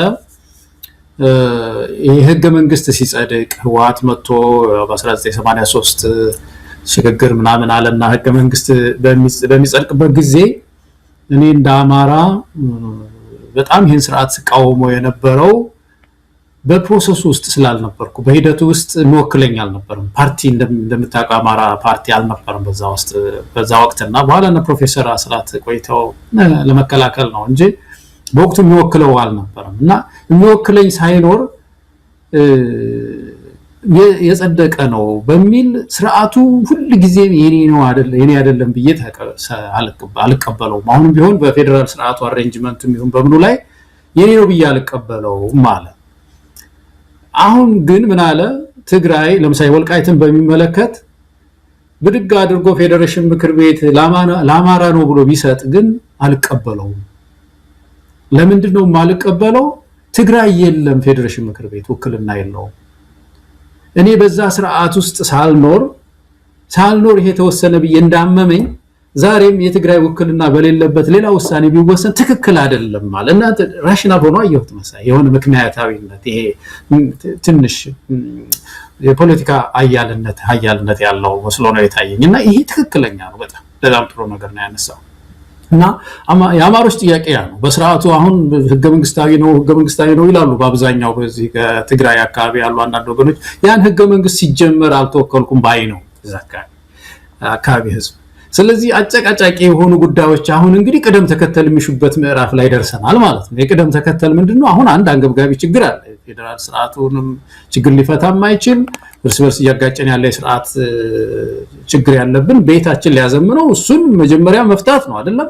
ከዛ በኋላ ሁለተኛ ይሄ ጉዳይ እኮ ለድርድር ለውይይት መቅረብ አለበት። በዚህ ደረጃ ክፍት የሆነ ፖለቲካ ካለ እየተማረ ይመጣል ማለት ነው። አሁን እኮ አንዳንዶች አልማር ያሉን እኮ ይሄ ነው። ችክል ይሉና ጥሩ ነገር ያመጡና እንደገና ግልብጥ አድርገው ደግሞ በዚህ ጉዳይ ላይ ግን አንደራደርም ሲሉ ፍርስ ያደርጉታል። ቅድም ያልከው የምባይ ካብ ነገር እየሆነ ትግሉ አልራመዳለ። ስለዚህ ስቴፕ ባይ ስቴፕ ወደ ምክክር መተንም የማይፈታም ነገር አለ አይደለም? ስለዚህ የወልቃይት ጉዳይ የራያ ጉዳይ ቅድም ያልከው ብዙ ኮምፕሊኬትድ የሆኑ ኢሹስ አሉት። የማንነት ጥያቄ አለው ውስጡ። የቦታ ብቻ አይደለም በማንነት የተጨፍልቆ ቆየው የሚል ህዝብ ያለበት ቦታ ነው እና ይሄ ረጋ ብሎ የህገ መንግስቱን አዕማድ የተዋቀረበት መርሆች ሊፈተሽ ነው። ትክክል ነን ወይ? መጀመሪያ አስተሳሰባችን ልክ ነው? ይሄ ብሔር ብሔረሰብና ህዝብ ብለን መብቶች መከበሩ ልክ ነው። ግን ይሄ የተዋቀረው የህገ መንግስቱ አእማዶች ምሰሶቹ ልክ ናቸው ወይ ብለን እኮ ሪቫይዝ ማድረግ እኮ አለብን። ያን ሪቫይዝ ስናደርግ በክፍት ልቦና ከትግራይ ይሁን ከኦሮሞ ይሁን ከአማራ ይሁን ተወያይቶ መፍትሄ ማግኘት አለበት። ሁለተኛ እኛ ብቻ አሁን እኔ አማራና ትግሬ ወልቃይት የኔ ነው የምንለው ትክክል ነው ወይ? በመጀመሪያ ደረጃ ሌላው አሁን ኦሮሞ ምናምን ትግሬ ጨርሶ አያገባውም። ማን ነው ጉራጌ ምናምን የሚባለው ጨርሶ አያገባው። እኛ ብቻ ነን ነው የሚሉት እነዚህ ሁለት ሰዎች። ይሄም እኮ እንትን ምክክር እኮ ያስፈልገዋል። የተሳከረ ነገር ነው፣ በጣም የተሳከረ ነገር ነው። ስለዚህ ይሄ መስከን ይፈልጋል። በጦርነት መካከል የምናነሳው አጀንዳ አይደለም። አሁን መጀመሪያ የሥርዓት ለውጥ ወደ ማምጣት መሄድ አለብን እና አንዳንድ የፖለቲካ መልእክቶች ስንልክ ከዚህ ጋር ያያጀልን አሁን ትልቁ ችግር ምንድነው? በጣም በችግር ውስጥ የገቡ ፖለቲከኞች ስለሆኑ ይችን የወልቃይት ካርድ ከጨዋታ ውጭ አድርገው ወደ ብሔራዊ መግባባት ወደ ምንድነው የሽግግር ፍትህ መጥቶ በኋላ ይፈታል፣ አሁን ጊዜያዊ የሆነው ችግራችን ንፍታ ወደሚለው ምዕራፍ ለመሻገር የሚጎትታቸው ችግር ስላለ ያንን ያነሳሉና አንድ እሱ ነው መነሳት ያለበት። ሁለተኛው የዚህ የደመቀ እንትን ጉዳይ ወልቃይት ከተጠለፈ ቆይቷል። መሳይ አብይ አህመድ ወደ ራሱ ከተቀለለው ቆይቷል። የውስጥ ለውስጥ ሲሰራ ነው የሰነበተው እና የራሱ የጦር ካምፕ ሊያረጋት ሲፈልግ ሁለቱን ህዝብ ለማጋጨት ሳይፈልግ ያንንም ይሄንንም ወደዛም ለመምታት ካምፕ ሊያደርጋት ሲፈልግ ሲዶልት ነው የከረመው እና በመጨረሻ ላይ ወደ ራሱ ሰብሰብ አድርጎ የህዝብ ተወካዮች ምክር ቤት ትመርጫለሽ ከዛ ክልል ደግሞ በኋላ ይታሰበታል የሚል በጣም ቁንጽል የሆነ ውሳኔ። በየትኛው አንቀጽ ነው እንደዚህ አይነት ውሳኔ የሚደረገው? የፌዴሬሽን ምክር ቤት እኮ ስልጣን ያለው አንቀጽ 48 ነው። አንቀጽ 1 ላይ እኮ ሪአሬንጅ ማድረግ ነው ማለትም የክልሉን እንደገና የማየት መብት አለ እንጂ ዝም ብሎ ቁንጽል አድርጎ ወስዶ ይሄኛው ምርጫ እዚህ ምረጪ ያኛው ምርጫ እዛ ምረጪ ማለት ስልጣን የለውም እኮ። እንደዚህ አይነት ውሳኔ ሊወስን አይችልም። እና የፖለቲካ ውሳኔ ነው የወሰኑት። ለካርታ ነው የሚጠባበቁት። ነገ ደግሞ ክልሉን ሊያመጡ ይችላሉ መሰለኝ። የክልሉን ደግሞ አንድ ሌላ ህግ ሊያወጡ ይችላሉ።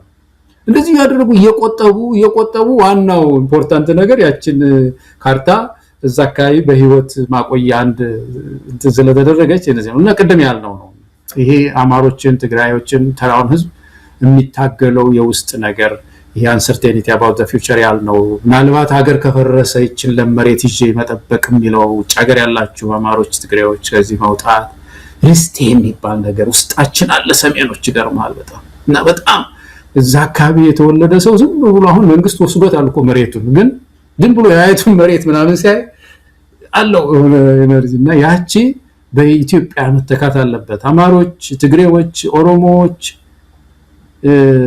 ኩል ለኢትዮጵያ አይደለም ሊሞቱት መሳይ ኢትዮጵያ ሀገራቸውን ለመጠበቅ እኔ አያቴ አንድ ታሪክ ልንገር መሳይ አስገራሚ ታሪክ የአያቴ ወንድም የሴታ የአባቴ እናት ወንድም ማለት ነውና መምሬ ገብረሆት ይባላሉ እና በልጅነት የማረሳው እድሜያቸው በጣም ትልቅ ነው። እግራቸው ተጣሟል እንደዚህ እና ያነከሱ ነው የሚሄዱት። በቅሎ አለቻቸው ይመጣሉኛ ጋርና ያነክሳሉ። ያሳዝኑኛል በጣም ስለምወዳቸው ያሳዝኑኛልና ውጫሌ ተመተው እግራቸው ተመቶ እንትን ያሉ ሰው ናቸው። እና የዛ አካባቢ ሰው ስትጠይቅ ብዙ መስዋዕትነት የከፈለው ቀደም ያሉት በህይወት ያላየናቸው አድዋ ነው የሄዱት። የተከተሉት ደግሞ ውጫሌ ላይ ነው የተዋደቁት እና ትግራይ ወንድማቸው በደማቸው ውስጥ ነው ያለው መሳይ በጣም ያ ህዝብ እና ይሄንን ትልቅ ታሪክ የትግራይ ህዝብ ሄዶ ካራማራ የሞተ ህዝብ አገሩን ሲጠብቅ የነበረ ህዝብ ጀግና ህዝብ ቁንጽል አድርጎ የሆነ የቀበሌ ካርታ ሳይቶ እንደዚህ መሆን የለበትም። እዚህ ሀገር በጣም አንድ ይሄን ብቻ ልንገርህና ልጨርስ። አንድ ሱቅ ውስጥ ሄድኩ እዚህ ሀገር ውስጥ ነው ማለት እና ሄጄ የሆነ ጌጥ ይሸጣሉ። ይሄ የአንገት ሐብል ይሸጣሉ እና ከአንገት ሐብል ውስጥ አንዱ ካርታ ነው። ምንድነው የካርታ ምናምን ብዬ አየዋለሁ። ብር እንትን ነውና ወልቃይትን ይዞ የትግራይ ካርታ ያለበት የሐብል ትሸጣለች እህታችን አሁን ያንን አንጠልጥሎ የሚሄድ ትግራይ ተወላጅ ምን ትለዋለህ መሳይ? ያ ብዙ ዋጋ የከፈሉ የትግራይ ልጆች መስዋዕት ማን ነው ሰዎች ደም ምንድነው የሚለውና እኔ አይ ቲንክ ከዚህ መውጣት ያለብን ይመስለኛል። በአጠቃላይ በኢትዮጵያ ወቅታዊ ጉዳይ ላይ ያደረግነው ቆይታ ይህንን ይመስላል። በጣም አመሰግናለሁ ገለታው። እኔም በጣም አመሰግናለሁ መሳይ። መልካም ቀን። ተመልካቾቻችን የዕለቱን የአንከር የመረጃ ክፍለ ጊዜ በተከታተላችሁት መልኩ አጠናቀናል። አብራችሁን ስለነበራችሁ ምስጋናችን ከልብ ሆኖ ከያላችሁበት ይድረሳችሁ። ኢትዮጵያ በክብር ለዘላለም ትኑር። ጤና ይስጥልን።